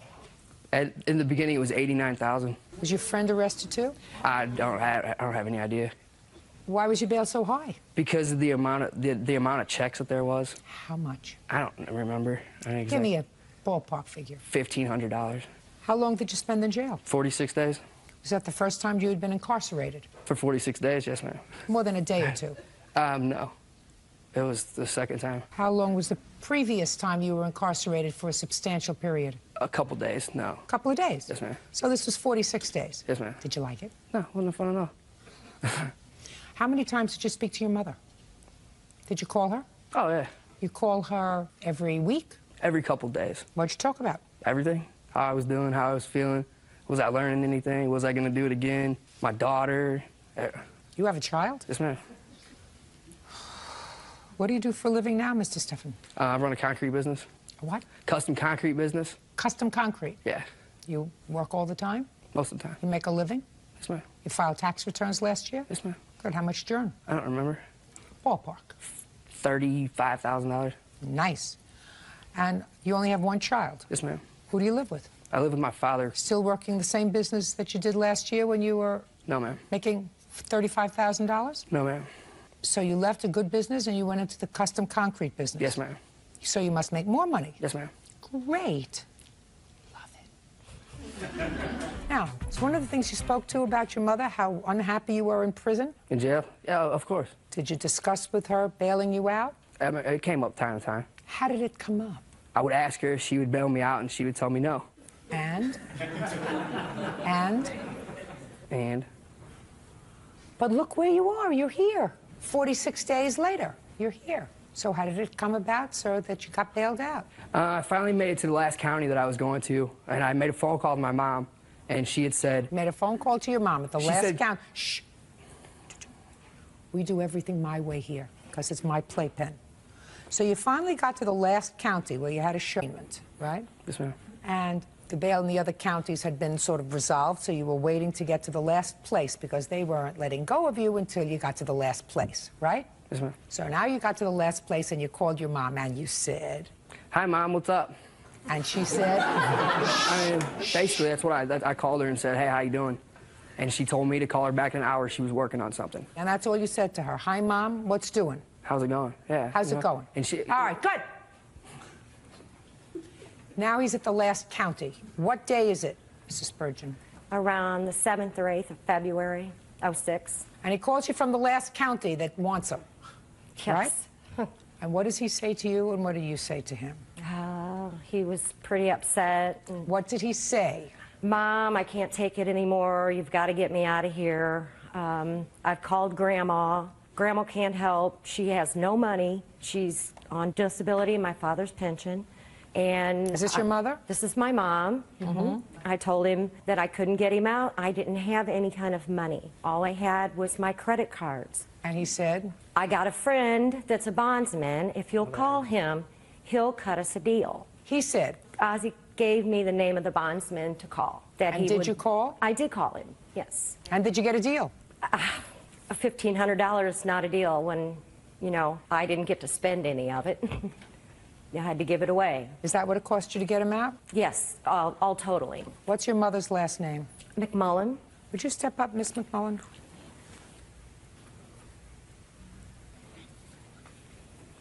How many grandchildren do you have? 17. Is he one that you like? He always calls up and says, this is your favorite grandson. That's okay. Yeah, he's got a gift of gab. Did he call you from jail and ask you to bail him out? Well, he said he needed help getting out, but... Did he call you? Yes, he did, several times. Several times. And he said, I need help getting out? Mm-hmm. He wanted to get out. What did you say to him? I can't help you. I'm on a fixed income, so I can't help you. And what did he say to you? I know. I guess he was fishing. How many times did he call you? Trying to see if he could get some money? 3 or 4 times, yeah. Remember calling your grandmother? Yes, ma'am. Did you ask her for money? Oh, yeah. Remember calling your mother? Yes, ma'am. Did you ask her for money? Yeah. Great, thank you. Now we got it. Now you can be seated. Okay, thank you very much. See, I knew you might lie about your mother, Mr. Stephan, but I knew you wouldn't lie about your grandmother. You made some payments to your mother on this bail. How many payments did you make on the bail? I gave her a couple $100. Just answer my question. I gave her a couple $100. 200. Yes, ma'am. Is that what he gave you? He actually paid it to the bonds company. How much does he still owe? When you paid off the entire amount? $1,350. Okay, so these are my questions, Mr. Stephan. When you forged those checks with your buddy and got some cash, whatever it was, $1,500, did you buy anything for your mother? No, ma'am. Did you buy anything for your grandmother? No, ma'am. Did you give your mother any money? No, ma'am. Did you give your grandmother any money? No, ma'am. Did your mother get any enjoyment whatsoever from the proceeds of your forgery? No. Did she know or in any way help you forge those checks? No. So that when you got busted for check forgery, this was owing solely to your bad behavior, right? Yes, ma'am. Why should anybody else suffer for your bad behavior? They shouldn't. Great. Judgment for the plaintiff for the amount of $1,350. Thank you, Judge. Tina Corville is suing her estranged daughter-in-law, Jennifer Corville, for an unpaid loan and car insurance payments. Jennifer says Tina's son is a deadbeat. This is the son? Yes, ma'am. And this is your soon-to-be ex-daughter-in-law. It is your claim that while she and your son were living in your home, you made a series of loans to her. Yes, Your Honor. Ms. Corville says that you made gifts to her because she was the only one working in her family. Your son wasn't working, so she needed some car payments made in order to get her back and forth to work, and some insurance payments made on the car. I have a few questions. Yes, Your Honor. How old are you? 25. What do you do for a living? I'm unemployed at the moment. How long have you been unemployed? For not that long, because I had a job January 1st whenever I had put her out. Listen to me. Listen to me. How long have you been unemployed? Since January 1st. Of 2007? Yes, ma'am. Prior to January 1st, 2007, your mother says that you weren't working a good part of the time. Ma'am. That's what your mother says. Yes, Is she ma'am, lying? That's true. No, ma'am, that's true. How long did you have the January job? Not long, because I didn't even Just go don't tell me because. No, ma'am, I hadn't gone offshore. It was an offshore job, and I didn't have a ride to go offshore. That's why I didn't have that job. I hadn't So even you worked didn't one have day. a job? I had the job. I got hired. When was the took- last time that you got a paycheck, Mr. I Corville? didn't get a paycheck from them because I never worked one day Mr. because Corville, I I didn't have want a you to ride. listen to, put on your listening ear, sir. Okay. When was the last time, month and year, that you had a paycheck? Think hard. 2006, and I can't give you the exact month. Well, give me close to the Okay. exact month. About the 10th month, or maybe even the 9th. What would that be, the 9th month? The 9th month Yeah. is September. Took me a while. Good. September. Now, in August, who did you work for? Pizza Hut, Doing what? delivery driver. How long did that last? Not long, Why? because I was told I couldn't use the car to do it no more. I was putting wear and tear on our car. Your Honor, that was our car at the time. I was a manager at Pizza Hut. Listen, you know what kind of sympathy I have for you? Zero. You picked him. And not only did you pick him, but you picked him, and you have a child. Not with me. I know that. Okay. I was just clarifying it. You know, put your hand down. Sometimes it's better to be alone. Sometimes the loneliest you can be is when you're with somebody. Yep. Your son, who is without a job, moves in with you with his wife and her child. Yes, ma'am. How old was he when he left home? He's been in and out of home since he's 12 years old. In and out of your home? Yes, ma'am. Now, how did you feel about it when he told you he was getting married? Didn't know the girl long enough. But she has a job, right? Yeah, at the time she did have a job, yes, ma'am. Now, your son had no job at the time. At the time? At the time? At the time he did have a job. Doing what? He did sheet metal. What happened to that job? He had differences with the guy. Yeah, the guy fired me because I asked for a raise. And what did he say when you asked him for a raise? He told me he didn't feel that I deserved it, and if I felt like I really needed it, I could go look for a job elsewhere because I no longer had one with him. No, that's not what he said. Yes, He ma'am. said, I don't feel as if you deserve it. If you feel as if you deserve more, go elsewhere. Yes, ma'am. Well, he didn't say that you can't have a job with him. He said, go elsewhere. Yes, ma'am. And so you went, where'd you go? To Pizza Hut. Was that paying more than your sheet metal job? Yes, ma'am. Nah. With the tips, yes, No. ma'am. Okay. Now, tell me about this first loan. After they got married, they moved in with you because he's not working, right? Yes, yes, Your Honor. Were they paying rent in your house? Not at the beginning, no. Were they paying rent later? When the second go around, they were going to pay rent. They moved in twice last year. Fine. Well, the second time they moved in, did they pay rent? 1 month. How much? $150. And who paid the rent? My son. What was he doing? He was working for Trim. Newcom. Yeah. What happened to that job? We had went and we had a court date for me and her both to attend to, and we asked the What kind of court instructor- date? I don't really remember, to be honest with you. You had a court date and you don't remember? Yes, What kind of ma'am. court date did you have? It was actually court for his paternity test. Yeah. It wasn't nothing to do with me. But For we a left. quiet. For a paternity test for what? His second child. He has children? Yes, ma'am. Wunderbar. He has two, one for two different women.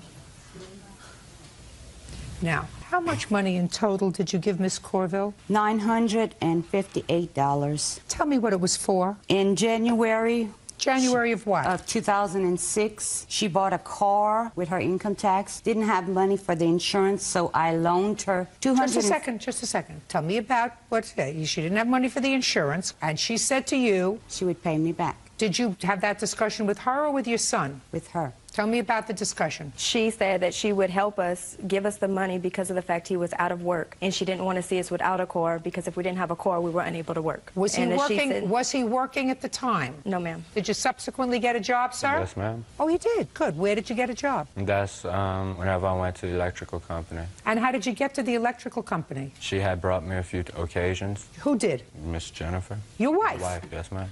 What's next? In May, she called me at work crying because she had a payday loan that she had taken before they were married, crying because she was going to get arrested. Could she please borrow some money? Is that right? It is. Good. How much was that? $305.80. 80. That you owe her. Go ahead.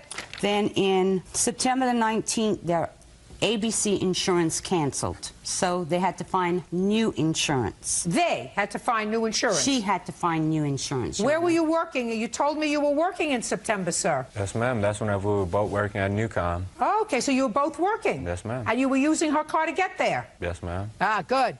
Perfect. So I paid her down payment for $155. That's for fine. the Geico. That ensures that your son is working. She was short $100 because they both lost their jobs. She was short $100, so to keep her car, I put the $100 difference in pay that she would pay me back when she'd find another job. Why'd you get him to pay you some money? It wasn't his car. He was using it. They were a married couple. No, listen. Miss Corville. I had lost your son 3 put her jobs. out of the house when? January 1st, 2007. Why? Because What was my question? I couldn't use the car to go find a job, nothing. She had stopped letting me use the car, everything. That was her Really? car. And you had been using the car to go and look for a job? No, ma'am. Well, you said hadn't she let me. stopped. Yeah, let you like use she hadn't let me. And within 3 months since we had been back over there, I had got a job and went to Houma. That was the only time. So that's why you threw her out? Yes, ma'am, because I was supposed to be leaving to go offshore and she wouldn't bring me. Go ahead. He didn't get a job in Houma. He actually went to Houma to get a job. He failed his drug test, and he was unable to work offshore. So he actually didn't What work. kind of drugs were you taking that you failed the drug test? None. You mean that the test was a mistake? No, ma'am, I was going offshore. So you didn't fail the drug No, test? ma'am. Would you like to take one today? Doesn't matter. She owes you for the payday loan. That she owes you for. For the car, consider it a contribution to your son. Do you understand? Yes, Your Honor. Good. Judge 30580. That's all. Thank you very much. Lisa Pelisek says former live-in boyfriend, Franz Zygmuntovich, owes for several items she purchased for his home. Ms. Pelisek, the defendant and you were involved in a relationship. You lived together in his home for a period of time. You claim that while you were there, you purchased some furniture for the home, put it on your credit card. The relationship didn't work out. You moved out. He kept the furniture. You're paying the bill. You want that credit card paid. Now, you have the furniture, right? Yes. And you're not paying the bill. I did pay some of it. But you're not paying it now. No. And you say that's all right because? Well, Your Honor, there's a lot more to it than just the furniture issue. You're also counterclaiming because you say she owes you for half the mortgage payment Yes. while she was living there. Yes. That's a lot of baloney. No, Your Honor. The way this all began was last year. My sister had reintroduced us at a birthday party I had. My sister. I don't need all that information, sir. We got together. She was married at the time. All of a sudden, she decides she's not happy with him. She wants to get out. Originally, we were looking for a place for her to live somewhere nearby me. At the time, she called me and says, you know what, why don't I just move in with you? I'll stay there. That's all good. She moves in, proceeds that she wants to get this, get that, get this, get that. Well, I already had my house established. I'd been living there for over a year, almost 2 years. I had all this stuff purchased for my home. She didn't like the bedroom set. She went and sold that, kept the money on that, bought a new bedroom set. She wanted blinds, Just stuff. a second. Let's get over this counterclaim first, because Okay. when I said that's a lot of baloney, I meant that's a lot of baloney. Because nowhere in your discussion with me, sir, did you say that when she moved in, she agreed to pay half your mortgage. Oh, I forgot to mention it. She Well, was yeah, getting... listen, if you start out with a fib, I don't believe what you say. Well, it's Do you not- I understand? didn't give you the whole... You didn't let me finish. Go ahead. Okay. Part of the thing was she was getting money from her husband, plus unemployment. She said she was going to help me out with stuff. I was also buying on my credit card items, tickets, concerts. I'm talking about rent. Let's Okay. get rid of the rent. Okay. You have a counterclaim for rent. Yes. I said to you that was a lot of baloney.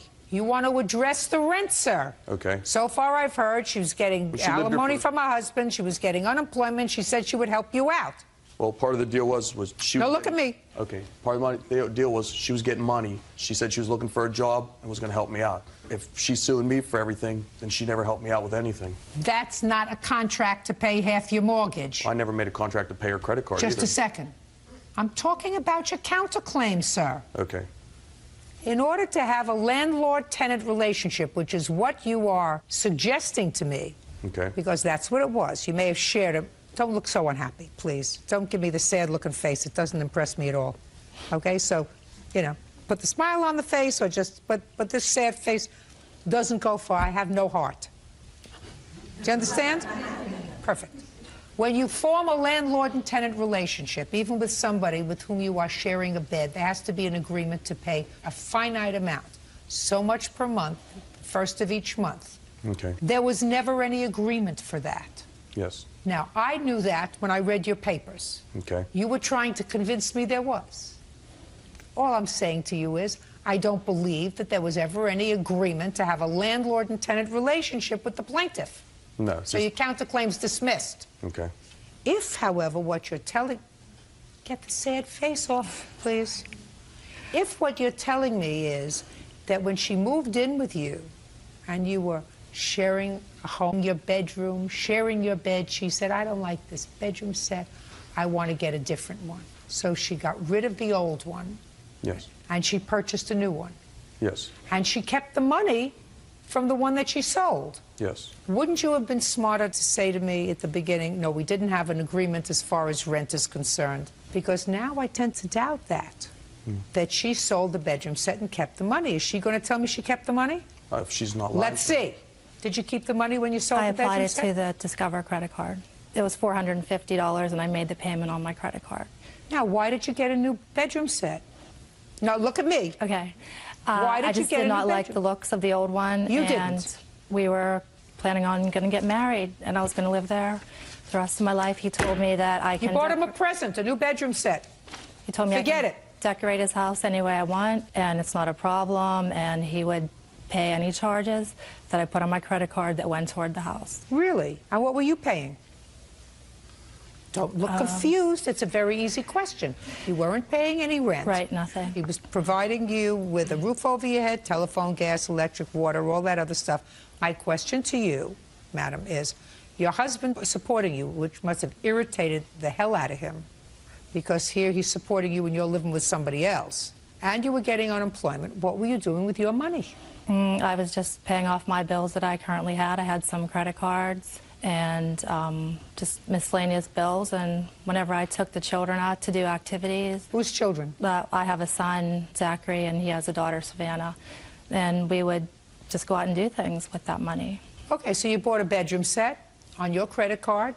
You kept the money from the bedroom set that you sold. What else did you buy? There were just many, many household items, new kitchen sinks. There were shower curtains, shower rugs, window blinds, just miscellaneous home items, shelving units for the basement. But it all just really added up. And over what period of time did you purchase these things? From the time I actually officially moved in, which was July 16th, until September 15th.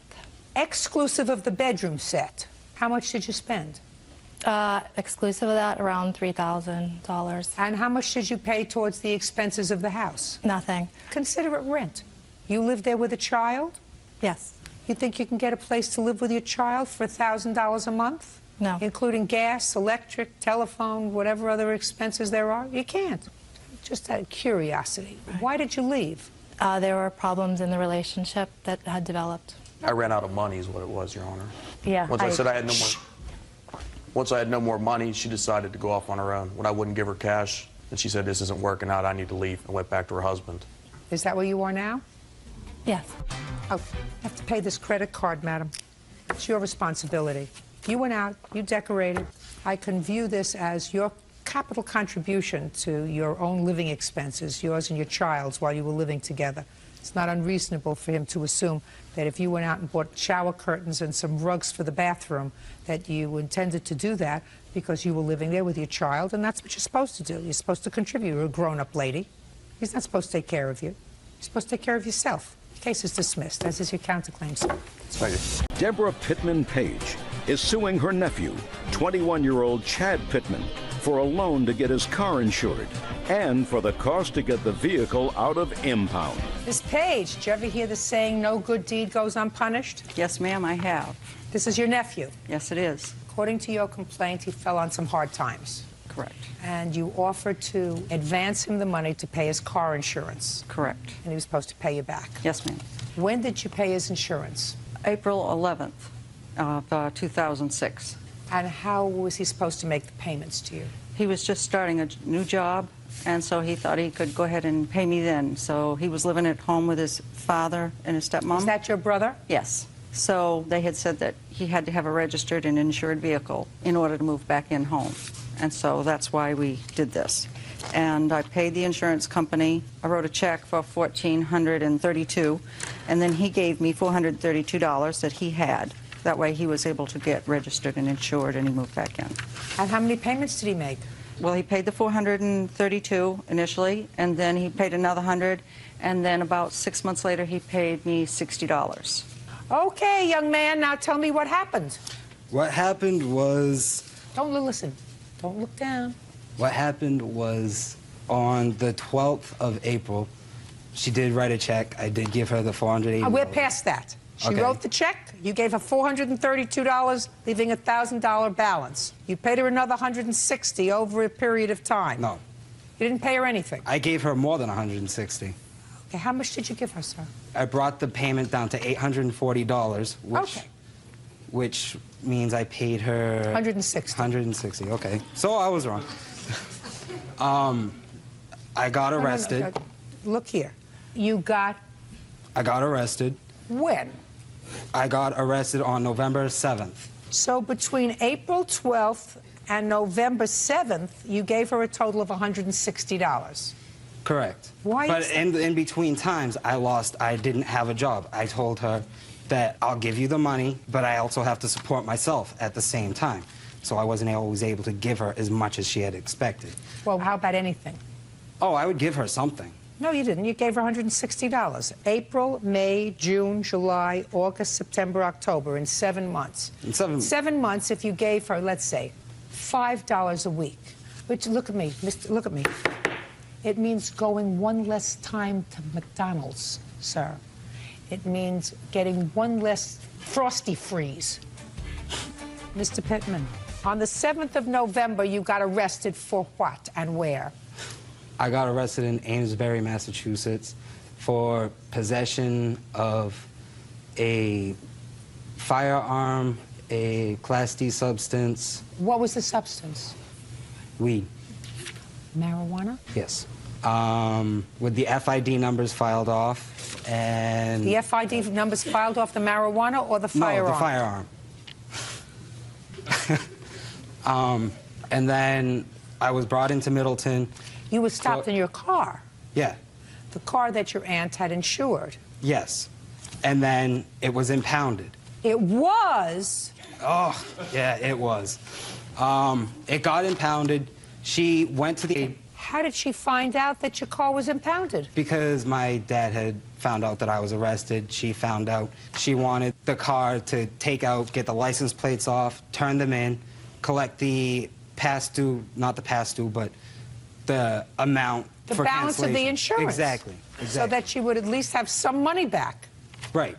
But she also wanted me to pay the $210. She also has money. $210 for what? For getting the car out of the impound. Didn't you want the car anymore? It didn't matter to me either way. I was going to be in Middleton for more than a year, so. Listen to me. So at that point, it didn't matter to you that the car was an impound. What kind of car is this? 96 Ford Contour. So you didn't care whether the car was an impound. As far as you were concerned, they could have turned it into a toaster. Exactly. Right?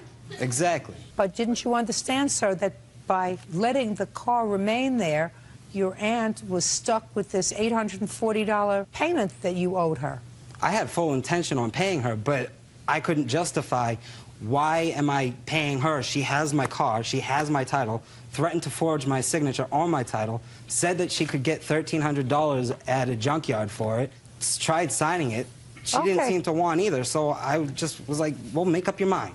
Can you get any money for his car? It turns out that in Massachusetts you have to have an inspection sticker, and the car had already been rejected, so it had a rejection sticker on there because it needed some taillights, it needed some other underneath work, but I wasn't sure exactly what. But it also had a cracked windshield, so that was another $200 and some odd. So it turns out that the car wasn't worth what the Kelley Blue Book value on it was. So when he wanted to change the deal and just sign that over to me and say, well, you get to sell the car with for whatever, he couldn't understand that I didn't want to deal with selling the car, plus the car wasn't worth the money, and so I wanted him still to pay me the money he owed me. And he Fabulous. just didn't Where understand. is the car now? It's in the parking lot of my parents' house. Where's the title to the car? I have the title here. May I have it, please? Yes, ma'am. Now, he gave you the title, I assume, because you indicate that in your complaint, to hold as collateral. Correct. Mr. Pittman, Chad. Yes. That would be you, right? That's me. Guess what I have for you, Chad? A title? You know how quick and clever he is? Sharp as a bowling ball. Sharp as a bowling ball. Now you have the car. She wants her $840 and what she spent to get it out of impound. I didn't ask her to get it out of impound. She went out to get it by herself. Well, I let was me in ask you Middleton this at the question, time. Mr. Pittman. Let's follow your logic, sir. We're now talking about a substantial amount of time later, 10 months.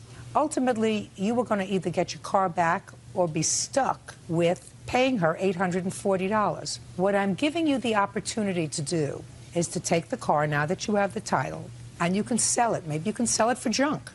Maybe you can get $200 for it. Maybe you can get $300 for it. Or you can sign the car over to her. Do you understand? Yeah, that was Sign the car over original- to her, and you're still going to pay her $840. What's your pleasure, Mr. Pittman? Mr. Pittman, this is your choice. I'm going to see how smart a boy you are.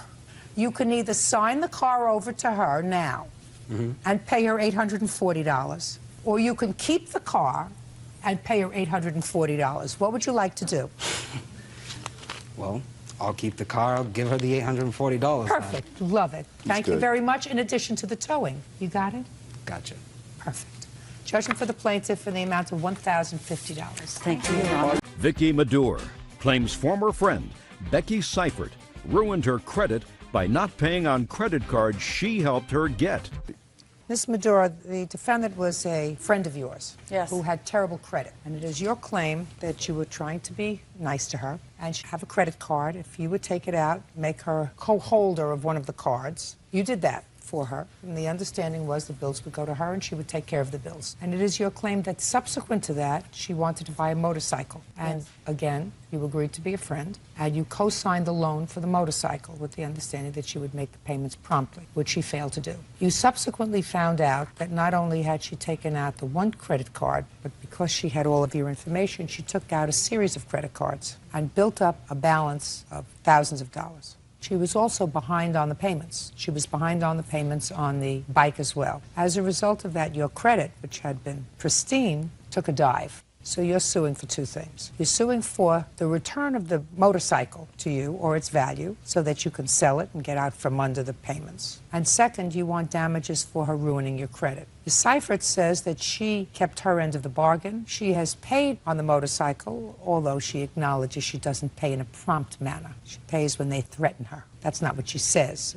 but I gather that's the case, that when they threaten to either sue her or repossess the motorcycle, she makes a payment. That still doesn't positively impact on your credit. And she says that she kept her end of the bargain by making the payments on the credit card. She also says that you opened up all these credit cards for her, not just the one that you say, but all of the others. When did you open up this credit card with her as a co-card holder? Probably around June of '05, and there was only one card, and if there was all these credit cards... No, just don't, you don't have to answer for her. Okay. You opened up one June credit... of '05. And with what financial institution? MBNA, MasterCard, and both our names are on it. And as far as you know, that is the only card that you authorized her to get? Yes. With your information? Yes. How many cards did she get using your information?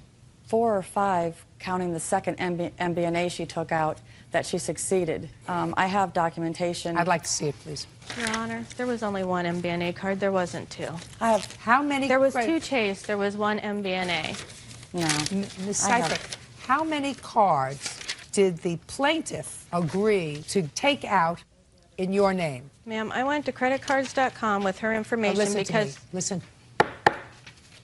We never determined a number. The cards that I had, that I used, several of them were mailed to her home, to her address. I didn't go to her house and steal those cards. Ms. Seifert, you don't honestly expect, coming here today, that you're going to get over on me, No, right? I don't. I'm Good. just telling you. So then let me ask the questions and don't skirt around the answers, because I'll take you and I shake you, and then I get the answer. Okay. You came to the plaintiff and asked her if she could take out a credit card and put you as a co-holder on a credit card so that you would have a credit card to start to build up your credit. That's what you asked her, I assume. Is that right? She offered. Well, how would she know that you needed it, madam, unless she knew that you didn't have a credit card? Because we were going on vacation together, and we were talking about finances for vacation and the things our kids could and couldn't do. And? And I explained to her that I did not have a credit card with much credit on it. That's okay, good. So she agreed to get one credit card. Now, after she got the one credit card in June of 2005, when did you apply for the other credit cards? I did it all at the same time on creditcards.com when I got the one credit card. Just a second. I told you, don't play with me. I'm smarter than you are. You just said to me, I got the other credit cards on creditcard.com after I got the one credit card. That's not what I said. That's exactly what you just said. I have a tape. The one time on creditcards.com, and several cards were mailed to her house, and she knows that. Don't tell me what she knows. Why did you take advantage of a situation where she said she would get you a credit It was very bad card? judgment on my part. Now, credit cards, did you use them to make purchases? Yes, I did. Did you pay all the credit cards on time? No, ma'am, I didn't. Then you ruined her credit. Then I signed to be responsible for all of them, all the papers she asked me to, and it was taken off of her credit. Listen to me. You show me where, once you signed a piece of paper to be responsible, because so far you're irresponsible, it impacted positively on her credit. Show me. I don't know where it acted positively, but she was even told it was taken off her credit after the affidavits were signed, and I also have 2 receipts for $6,500 we've paid her. Just a sec. For? Towards the credit cards. Well, you didn't pay it to her, you paid it to the credit card for things that you bought. No, we gave it directly to her to take care of it. Doesn't make any difference, madam. Don't you get it? Once you become a deadbeat in the credit card world, you don't automatically become not a deadbeat just because you pay the credit card. You remain a deadbeat. But they said that because they called it fraudulent, it would come off of her report. So you acknowledge that you fraudulently No, applied? she made me sign those papers because if I didn't, because I'm on probation, she was going to call my probation officer, which she threatens to do all the time. Sounds like a great idea to me. Now, let's get to the motorcycle. She also co-signed a loan for you for a motorcycle. Is there any reason why you did that, madam? I was trying to be good-hearted, which I will never do again. You have children? Yes, I'll never even co-sign for my children. I've learned a lesson the worst way. Okay. Now, do you pay for the motorcycle on time? No, ma'am, I haven't. Which means that you have destroyed her credit. Yes, ma'am, I probably have with the motorcycle. Good. Now I'd like to see what papers you have. They asked me to bring, I brought a picture of the motorcycle. She wants the motorcycle back, but the title is solely in my name. So if she wants the bike back, she's going to have to get my name off the title that she lets ride that bike, and she's not capable of riding it herself. Just a second. And then I have a statement now that shows that all my payments are current. You make your payments late. Well, I mean, it shows that I'm current right now. I don't care whether you're current right now. You make your payments late. Can I see the title to the motorcycle, please? When did you co-sign on the motorcycle? October 05. How much have you paid on the motorcycle? I've made all the payments except the one she made, and I How paid much her back do you for them. pay? $250 a month, ma'am. How much is the loan? She owes, right now, there's still almost $12,000 owed. Right here it is. $11,818.42 owed. Who are you? Becky's boyfriend. Stand up. What do you do for a living? Run a rubber mill. You earn a living? Yes, ma'am. Well, why don't you refinance this motorcycle? I already have one in my name. So what? I don't know, ma'am. What? This was between them. Well, I understand that, but you live with her. You sleep with her. Yes. So why should she be on the hook for her bad credit?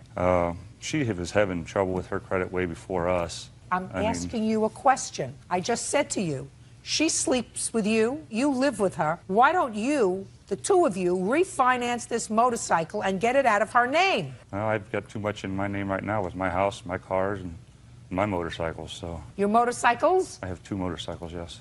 Well, why don't you sell one? Because I like them. Yeah, but you have a problem. You live in a home with this lady, and she's got a problem. So why don't you help her fix it? Well, I did. I took out a 401k loan and paid off the credit cards that she had with her to help her out. I mean... What does she do?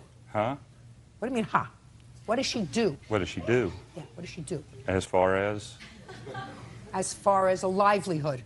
She works in a doctor's office. She make a living? Yes. So why doesn't she refinance it? Your Honor, I don't know. Why don't you refinance it? I can't get it just in my name, Your Honor. Well, maybe you can get it in his name. He owns his own home. Well, we haven't tried that, but the last time he tried to get a loan, they said he had too much credit out. Then why don't you sell the motorcycle? I just haven't found anybody that'll buy it. It's not worth what we owe on it. Now, she says she wanted to sell it. Her problem was she couldn't get what was owed on it. So you would have no problem signing it over to her, right? As long as it's out of my name, I have no problem, and I've told her that Fine, before. absolutely perfect. Have her sign this over to her, That's please. a memorandum title, ma'am. So? But that is not the actual title. So I understand that. The that's what I'm actual asking. title has a lien on it. She can deal with it. As a matter of fact, we'll prepare that order that you'll sign. That's fine. Good. Now we know that this is now your motorcycle. We will prepare that order.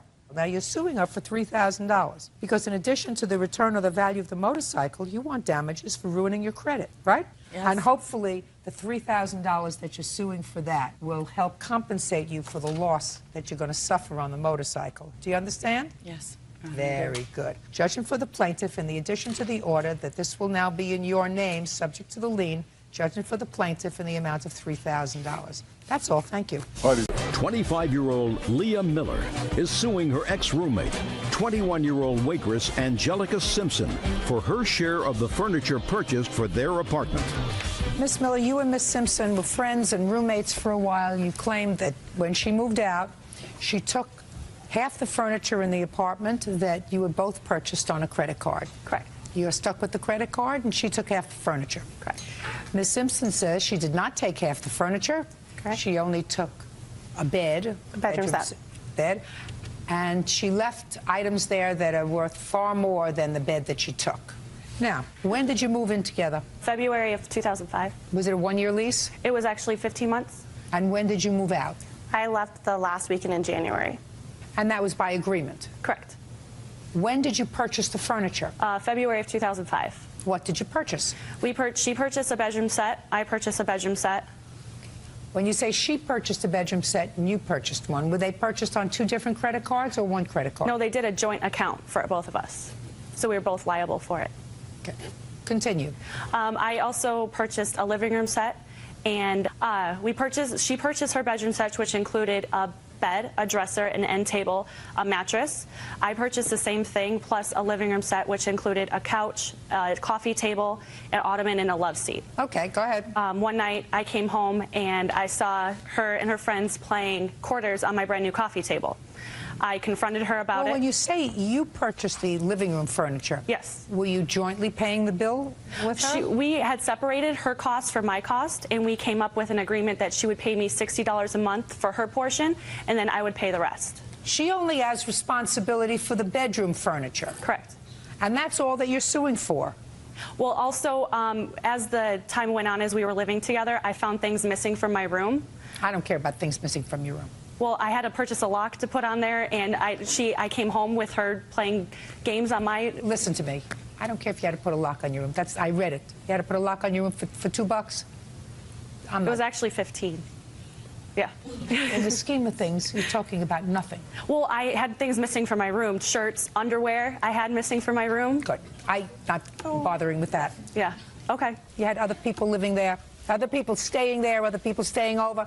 Don't bother me with nonsense. You hear about furniture. Well, when Don't throw in the kitchen sink to a lawsuit because judges get irritated, especially this one. Okay. How much was your bedroom furniture? The whole set together was around $1,300. It was like $1,300 and some change. Actually, Your Honor, I have the evidence that hers was $1,412. That would be including the tax, probably. $1,412. And how much of that did you pay, Miss Simpson? I started paying her when I moved out. Like I said, I left a TV there that I had purchased for $500. There's also entertainment center, dishes, mirrors, things of that nature that were there that I had left there that I didn't take. Just a second. Did you have, Ms. Simpson, any agreement? Yes. Listen, you're not letting me finish my sentence. Did you have an agreement with Miss Miller that in lieu of paying Bill $1,412, you were going to leave items in the apartment? No. Then I'm not interested in what you left. But that's where I was going with this. I had moved out of the apartment and had paid her $55 for so-on months. Then just a second. You talk I very. didn't start. Okay, go ahead. Go ahead. Yeah. You paid her $55 a month for how many months? It was for 6 months. Okay. No. Shh, just a second. $55 a month for 6 months. Yes. Okay, that would be $330. Yes. Go ahead. Then I'm a waitress, so I make all my money in tips, and I was paying her in cash. A incident arose with my mom when she pointed out that it was both my name and Miss Miller's name on the contract. So if I was paying her the money, how would I know that she was paying it to More Furniture? So I went into More Furniture and wanted to separate my name for her name on the account. They told me I was not allowed to do that. Correct. And that if we didn't pay off the money by the date with no interest, we would have to pay all of the back interest. When I brought this up to her, she did not want to give me receipts for the back payments, nor she had also moved out of the state and had given me a P.O. box where I could send her money, but I wasn't getting anything in return for paying her money. So my agreement was, well, if you're not... What do you mean your agreement? Or my side of it was, if you're not going to be proving to me that I'm paying you and give me a copy of the statement, then I will pay the money directly to More Furniture, but not to you. So you don't need to be the middleman. Did you do that? No, because she hasn't been making the payments. They told me that... Don't tell me what they told you. Okay. Do you have your statement? Yeah, I have all the statements right here. I'd like to take a look at it. Here's the statement. Sorry. How much money, if any, did she give you after she moved out? $320. No, she's making the payments. Well, and this is my issue is, like you said, my furniture and her furniture is together, and there wasn't a minimum payment. So when or if it's not paid off, it's still gonna hurt my credit. That's what I'm saying. I have no problem paying the furniture. That's not the issue. I will pay the furniture and More Furniture. It was contacting Leah to make the payment. But right now it's more than $1,412 because right now they've added interest. Right. Right. But they won't separate us from each other. That's why. So there's just a second. Well, she's paying something. You're paying nothing. Sure. No, and I understand that. But But you have to pay something, madam. Where are you sleeping? Well, I have a house. You're sleeping on the bed. Yes. So you have to pay something. I understand that. But I have an agreement with More Furniture to pay the furniture. I don't see that. Where are you standing there all by yourself with a big smile? Where is the agreement that you have with More Furniture? I can't get a copy of it because my name and her name's on it without her permission. Just a second. So how can you have an agreement without a copy of the contract? Well, that would be the original contract. No. Okay. $1,412 less $320 is $1,092. Can I say something? Sure. In the months that I have been paying it, I've had to pay extra, and I was working 2 jobs to, I know it's $60. That's good for you. But I have had back payments and all this stuff that I've had to come up with. Good. That's what happens when you act stupid and take out a joint credit card with somebody. She owes you $1,092. And as soon as you receive that money, you will sign an agreement with her that the court will prepare that you are totally indemnifying her against any claim by Miller Furniture for this furniture, and they can deduct forthwith from your salary or your income tax refund, if any. Okay. You do work, don't you? Yes. Perfect. Judgment for the plaintiff in the amount of $1,092. Wait around to sign the contract. Thank you. Ann Gribben claims professional singer Porter Singletary stopped performing halfway through her son's birthday party. Porter claims he was rattled by one of the guests. Miss Gribben, you hired the defendant, who was a singer, yes, to sing at your son's birthday party. Yes. You gave him a deposit of $250. You want that deposit back because you claim that he came to the party and left after performing 3 songs. Correct. Mr. Singletary says that he came to the party, he was ready to continue with his part of the contract, but you had at least one unruly guest who wouldn't stop heckling him, and you did not take care of your guest. So that's his defense. Yes. How much were you supposed to pay him for the evening? $450 for 4 hours. And when did you hire him? I'm not exactly sure of the date. I do have a letter that I did write him enclosed with my check. Okay. What date is on the letter? July 17th. And when was the party?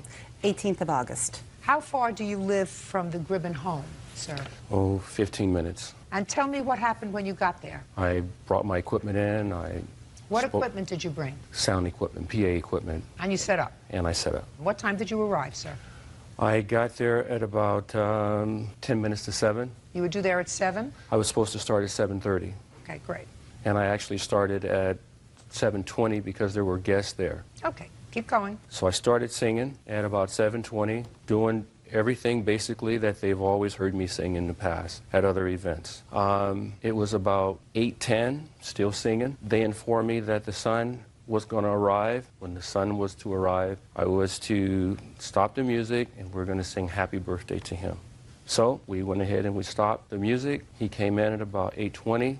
I've already sang an hour. And then the son comes in and we all sing happy birthday. And he comes in, he walks through. I continue to sing. A lady came up to me and she said to me, "Can you pick the pace up a little bit? Can you sing something a little bit more up?" I said, "Sure, fine." Not Miss Gribben. Yeah, I don't know who this person is. You mean the person who came up to you? The person that came up to me. So out of respect to the household and the people that were there, I said, "Okay, fine." So I sang something a little up. I sang 2 more songs. Then the lady, she comes back again, and she says, "Could you sing something, you know, a little bit more up?" And I go, "I am singing up. What do you want me to sing?" She said, "Oh, I don't know, just anything, but sing it up." I said, "But if you tell me what kind of music you want, I can sing it." So then she says, "Oh, just go ahead." So I sang a couple of more songs. She comes right back again after 2 songs. And I said, you know, "What's going on?" And she said, "Well, could you sing something a little more up?" I says, "Look, this is your 3rd time to come to me. You need to tell me what it is that you want." So then she says, "Well, just anything." So I said, "Okay, fine." I turned the music off, and that's when I went in to look for the plaintiff. The lady that had been coming to me to ask me these questions, they were in the room together. And when I came to the door, they were talking about me, and they both turned red in the face because they were saying something. And then I just said, "You know, I don't know who this lady is." I said, "You know what I do? She wants me to do something that I don't know what she wants me to do, and it's total throwing off everything that I do as an entertainer." Within about 2 minutes, all of a sudden some music comes on, blasting, some kind of rock punk music. And I go, "What are you guys doing?" And then so she says, "Oh, I'm so sorry. I can't believe that this is happening." And Who said that? The plaintiff. And then so well, who I changed said, the music? Who changed the music, Miss Gribben? The bartender. The bartender. Go ahead. So then she said, "You know, oh, Porter, you know, I can't believe this." And I just said, "Well, you know what? I'm an entertainer and I'm singing, and I sing with a feel. And when you change the mood of the show, it throws everything completely off. And this music, and the kids are just bouncing their head around, and you know, they're into this music. So they're into music. Up to this music." Okay. You left because of this disagreement that you had with her son's fiancé. Well, whomever this lady was. That was the son's fiancé. Yes. It was the son's fiancé, the girlfriend, yes. Girlfriend. Girlfriend, fiancé. Now I'll hear you. Okay. I remember it a little differently. First of all, Porter's a fabulous singer. I don't question that one bit. We've seen him at several venues, different places. And nobody's ever had a problem with him? Nobody that I know has ever had a problem with him. Right. That's why you hired him, because you liked the way he sang, and nobody ever had a problem with him. Super so singer. now I'm hearing you. But it's a little different. The times are a little different. He wasn't there that long. I remember it that he sang 3 songs. Well, he sang more than 3 songs. Oh, okay. 3 songs last half of the amount of time we've just spent together. Okay. Okay. Okay. So I know you said 3 songs. That wasn't true. Keep going. Well, what happened was my son's girlfriend did interrupt him. I don't know how many times it was. Porter came to me, what he's saying is true, and he was telling me what happened, and he was upset about it. And when he told me, I was upset about it. I had no idea. But I want to just tell you one thing that was a little different.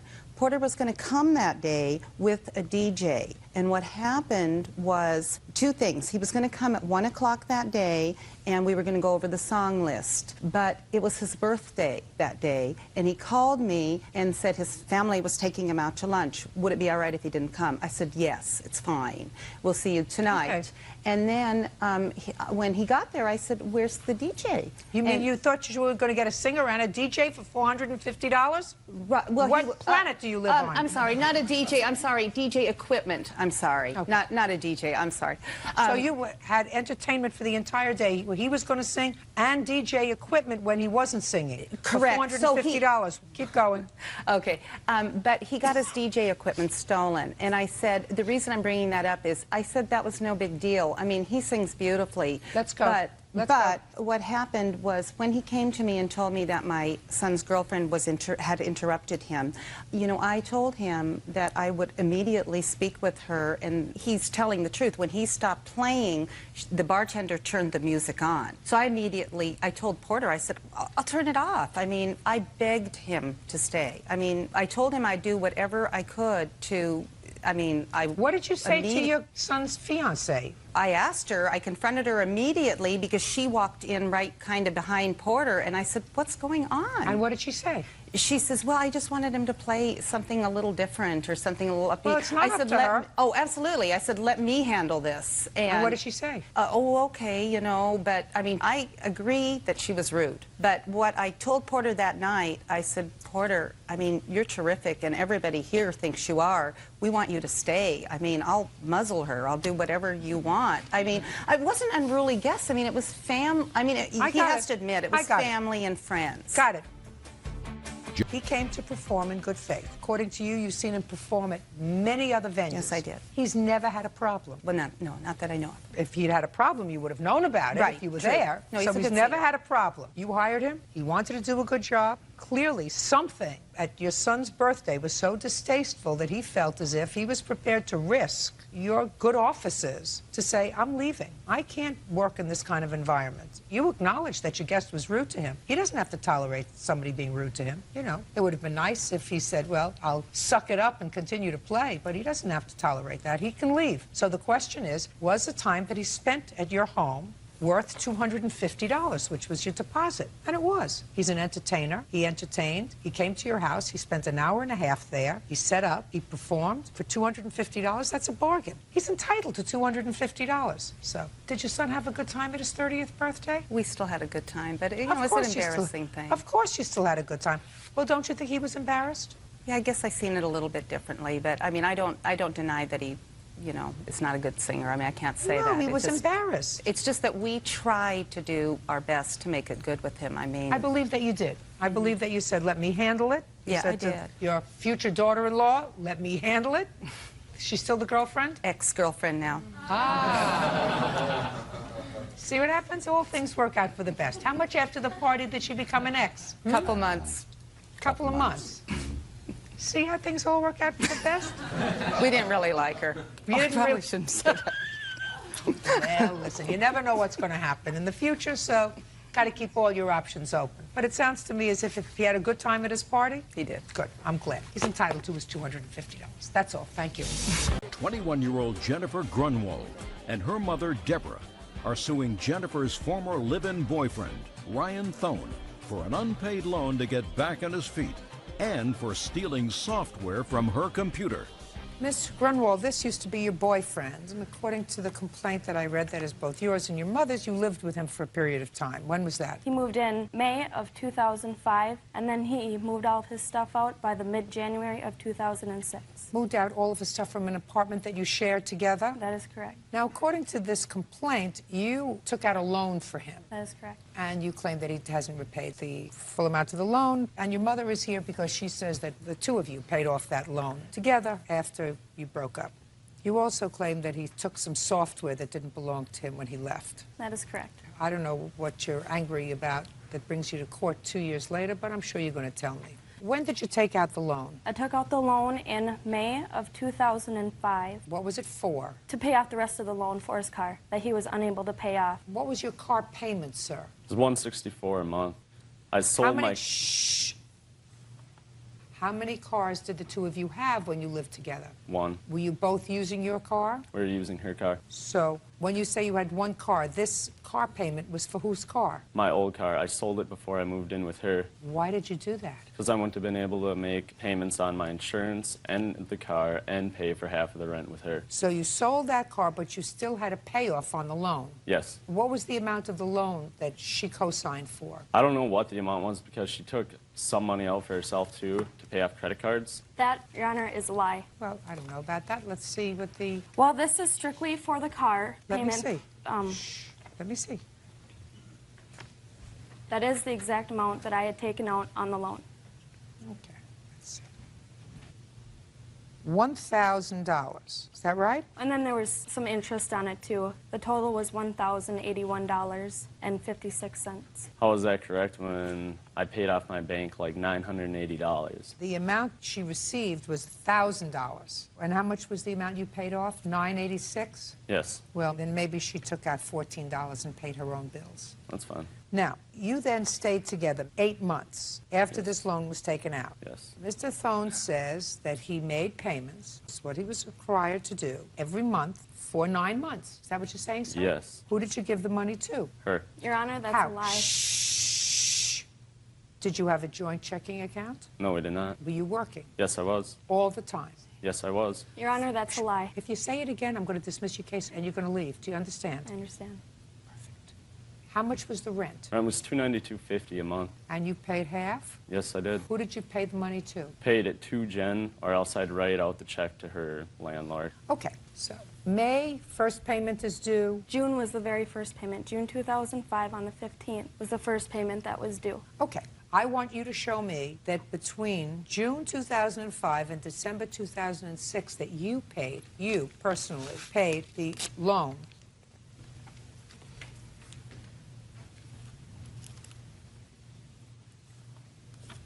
Looks like that these payments were made regularly. That is correct, Your Honor. Each and every month. Each and every month, right on time. Right. And he says that while you were together, he gave you the money for these. He gave me the money for the first 4 months that he had a steady job. After that, it always came out of my account, and he gave me either check or cash. It depended on Well, how am I supposed to tell the difference between what you paid and what he paid?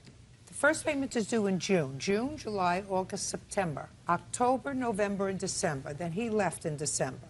So that would be 3 months. Did you pay anything on this loan after you moved out, sir? You say in December? I paid one more payment in Show December. me. I don't have any proof of it. Well, how could you not have proof, sir? Because my account was closed down 2 years ago. See, she's got all of her accounts. Yes, that's because I paid her with either a check or my cash, and she put it into her account and then paid for it. No, but I understand what you're saying, sir. Yes. So you can get your records. These go back to 2005. When did she get them? I don't were care they when she printed got off? them. Where are yours? I don't have them. In September of 2006 was his last payment, is that correct? That is correct. Okay. Why would I not pay the last couple of months that we were together, though? All you have to do is show me. Jennifer Grunwald claims ex-boyfriend Ryan Thone owes for an unpaid loan to get back on his feet and for stealing software from her computer. Show me that you made the payment. It's easy, right? How can she prove that it was her money and not my money, though? Because this bank statement is her bank statement. Yes, it's and in I her was name. giving her It's money. in her name. And you're telling me that you gave her money. So all you have to do is show me a check made out to her, which you don't have. No, a ma'am. bank statement where you took out from an ATM or a cash machine or at the teller $90 on the 15th of every month and gave it to her. Something, sir. So Well, I there have was to make a judgment. Well, I understand that, but there was some times where I get my check from work, I go to the bank, I cash my check, and I just keep out some of the money for whatever expenses, fine, whatever, and she then I give her some of the acknowledges money. that 4 months worth of payments you actually made. June, July, August, and September. Can you explain to me why, sir, you think that after all of this time she is pursuing this money if you don't owe it to her? I have no idea. I know that her dad's business is getting closed down, and he's going back. Maybe they're hard up for cash. I don't know. I did not that hard up for this cash, sir. Well, I don't know why they do it after me being without her for a year and a half. I don't know either, but all I can tell you is the last payment that was made on this account was May of '06. Do you have any proof that you made any payments in May of '06? No, I do not. Do you have any proof that you made any payments in April of '06? I don't have any proof of any payments that I made. Well, that's a problem, sir. So what do you want me to do for you? What do you want me to do It's for my you? word against her word. No, She she can has. say what she This is wants. evidence. That's fine. This But- is evidence. Okay, well then go back to the first month on June when I paid her. What did that come out of? Did that come out of her I don't know, account? sir, but all I'm telling you is that there were payments made on this account in 2006. Okay, and I also never signed anything with her either. April of 2006, when you were no longer together. That's not 2 years ago. That's for you to get whatever account you had and demonstrate that you made any payments on this account. According to you, you weren't even together for 9 months because the first payment was due in June. I And moved you out. asked- I was living with a friend. When did you move out in December? I got all my stuff out the first couple of days in December because I stayed the So weekend then you wouldn't before. even have made December's payment. So you would have June, July, August, September, October, November. That's only 6 months, sir. You swore that you made 9 months' worth of payments at $90 each. You want me to show you what you said? What's that? What word didn't you understand? I said, do you want me to show you what you said? You said, I made 9 payments of $90 to Jennifer. Yep. When? You just told me you moved out the first few days in December. When did you make April, $90? May, June, July, Not August, May! September. There's no May, sir. Yes, Here- there is. because No, I gave sir, her there's money. no May. She took it out in May. First payment, according to your contract, is due June 15th, 2006. Okay, contract, but I never signed anything. He's a Your hustler. Honor, I know. Okay. And she's a cheater too. Excuse me? And kicks people out. Yeah. I would have kicked you out a long time ago. But get over the software. I don't even want to hear about software. Okay, Your Honor. Your Honor, I have one more thing to show you. Go ahead. I have Ryan's criminal record I from. have to see his criminal record. Well, I I just was wanted under to prove 18 at that time dishonesty. too. Can I ask And you a she's question? in law enforcement Can I right ask you a now question? too. What? So it's probably how she got that. So You weren't losing that argument. I know. So why don't you just be quiet? because I don't think it's right that she took that out. Sue her. I can sue her because I'm over here. Judgment for the plaintiff in the amount of $1,188. Thank you. That's all.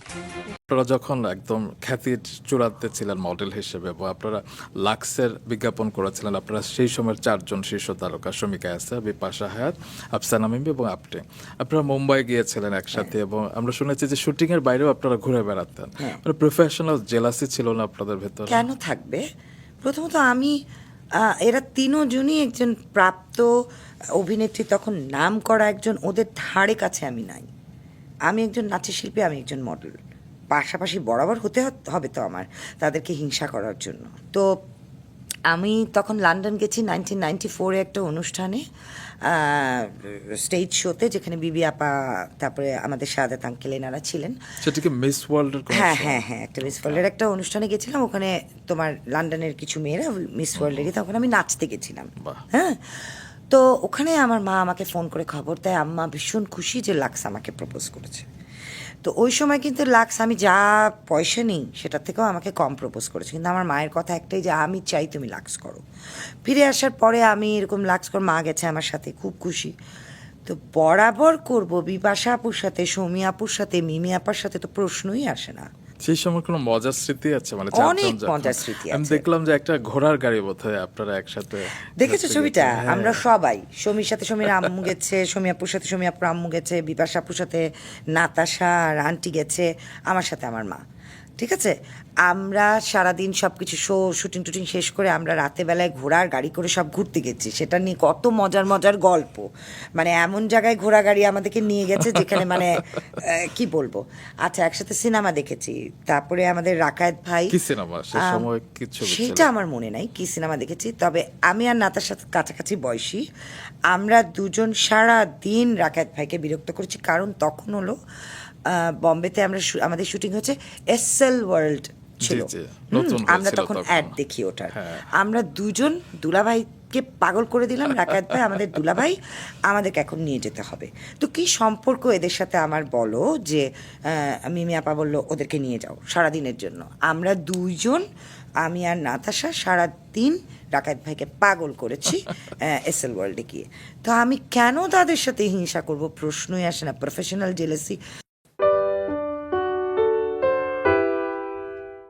আপনার কিছুদিন আগে জন্মদিন ছিল না, 21 June, সঙ্গীত শিল্পী আখি আলমগীর একটা স্ট্যাটাস দিয়েছিল যে তোমার মতো আর হবে না কেউ, হ্যাপি বার্থডে সাদিয়া ইসলাম। আবার ধরেন আরেক প্রিয় অভিনেত্রী অপি কোরিয়ান, তিনি আমাদের স্টার নাইট অনুষ্ঠানে এসেছিলেন এবং সেখানে আপনাকে নিয়ে বলেছেন, বিশেষণ দিয়েছেন ভোল্ট। ভোল্ট মানে আপনার কাছে যখন কেউ কোনো কথা বলে আপনি সেটা জীবনেও আপনার মুখ থেকে বের করবেন না, আপনি তার কথাটা সুরক্ষিত রাখবেন এবং তাদেরকে সেই রেসপেক্টটা দিবেন, যে কারণে সবাই আপনার কাছে অবলীলায় মনে সব কথা খুলে বলতে পারেন। আরেক অভিনেত্রী চাঁদনী, মানে তিনি নৃত্যশিল্পী, তিনি এক ইন্টারভিউতে বলেছেন যে তার যখন দুঃসময় তখন তার আশেপাশে মিডিয়ার কেউ ছিল না, শুধু একজন ছিলেন, তিনি সাদিয়া ইসলাম মৌ। আলহামদুলিল্লাহ, আজকে খুব ভালো লাগলো শুনে। প্রত্যেককে আমি পার্সোনালি চিনি এবং প্রত্যেকে আমার ভীষণ আদরের। আর আখি তো, আমি নিজে আখির ফ্যান, আখি আমার ফ্যান, ওরকম। আর আমরা তো পাশাপাশি বড় হয়েছে, কিন্তু ছোটোবেলা থেকে ওদের বাড়িতে আমাদের যাওয়া আসা, আমাদের বাড়িতে ওরা এসছে। ও যে গান গাইতো ছোটোবেলা থেকে, এত মানে ওকে আমি এমনি বসে হারমোনিয়াম নিয়ে গান গাওয়া আমি শুনেছি আর কি, ওর গান ক্যাজুয়ালি যেটা বলতে পারো। ওকে আমি কখনো কোনো দিন পার্সোনালি কোনো ওর কিছু করে দিয়েছি ওরকম করে, সত্যি কথা আসলে মনেই পড়ে না। মন থেকে বোধহয় আমাকে ভালোবাসে, তাই এরকম করে বলেছে। চাঁদনি, সেটাও আমি কি করেছি আমি জানি না, কিন্তু হ্যাঁ, তবে ওর বাবা যখন চলে গেছে আমি চেষ্টা করেছি ওকে খোঁজ নেওয়ার, ফোন করে খবর নেওয়ার বা কিছু। আর অপি, সত্যি তাই, যে কথাটা আমাকে বলেছিল অপি, আসলেই আমি জিপলক করে দিয়েছিলাম এবং ওই কথাটা আমি আসলেই কাউকে বলিনি। এবং আসলে দেখো না, ওটাই তো আমি তোমাকে বললাম যে আমি হয়তো অনেস্টলি মানুষের সাথে মিশি, যেটা আমি করেছি আমি মনের ভেতর থেকে করেছি। ওদেরকে ভেতর থেকে যে ভালোটা বেসেছি হয়তো সেটা ওরা বুঝতে পেরেছে, যার জন্য ওরা আমাকে এরকম ভালোবাসে। আর বোধহয় এর ভিতরে আর কিছু নেই। এবং এটা তো আমি 3 জনের রেফারেন্স দিলাম, এরকম আমি যার সাথেই কথা বলি আপনাকে নিয়ে, যেমন সেদিন সৌম্য জ্যোতির সাথে কথা হচ্ছিল, এই প্রজন্মের একজন তরুণ অভিনেতা উৎসবে অভিনয় করেছেন। সৌম্য কিছুদিন আগে অ্যাক্সিডেন্ট করেছিল এবং অ্যাক্সিডেন্ট করার পরে ও আমাকে কথাটা বলতে গিয়ে হাউমা করে কেঁদে ফেলেছে, যে ওর হসপিটালে বিভিন্ন ইস্যু থেকে সব কিছুতে মৌ আপা আমার পাশে যেভাবে ছিল বলেই ভায়া করে খেতে দিয়েছে। আরে আসলে তার কিছুদিন আগে আমার ওর সাথে কাজ হয়েছে, আমার ভীষণ ভালো লেগেছে ওর সাথে কাজ করে। আর এমনিও ওদেরকে আমি প্রথম যখন দেখেছিলাম বাবা মার সাথে, আমার কাছে খুব ভালো লেগেছিল। এখনকার যুগের ছেলেরা দের মতন কিন্তু তারা না, তারা দুজনকেই তাদের বাবা মা ভীষণ সুন্দর করে বড় করেছেন, এটা আমি অবশ্যই বলবো। এবং ভীষণ রেসপেক্ট করে ওরা মানুষকে। ওর সাথে যখন একটা কাজ করেছি ব্যক্তিগতভাবে তখন আরও ভালো লাগলো, আরও কাছের থেকে জানলাম। তারপরে যখন হঠাৎ আমি একদিন ওর খোঁজ খবর করার জন্য প্রায় টেক্সট করতে তখন আমি দেখলাম, যখন আমি কিচ্ছু করিনি, আমি আসলে ওকে একটু খোঁজ নিয়েছিলাম, এটা আমি মনে করেছি আমার দায়িত্ব। আমি ওর মায়ের মতন একজন মানুষ, আমি দায়িত্ব নিয়ে ওর খোঁজ খবরটা নিয়েছি। ওটুকুতেই ও হয়তো খুব ওর মানে ভেতরটায় হয়তো ওটা দাগ কেটে গেছে।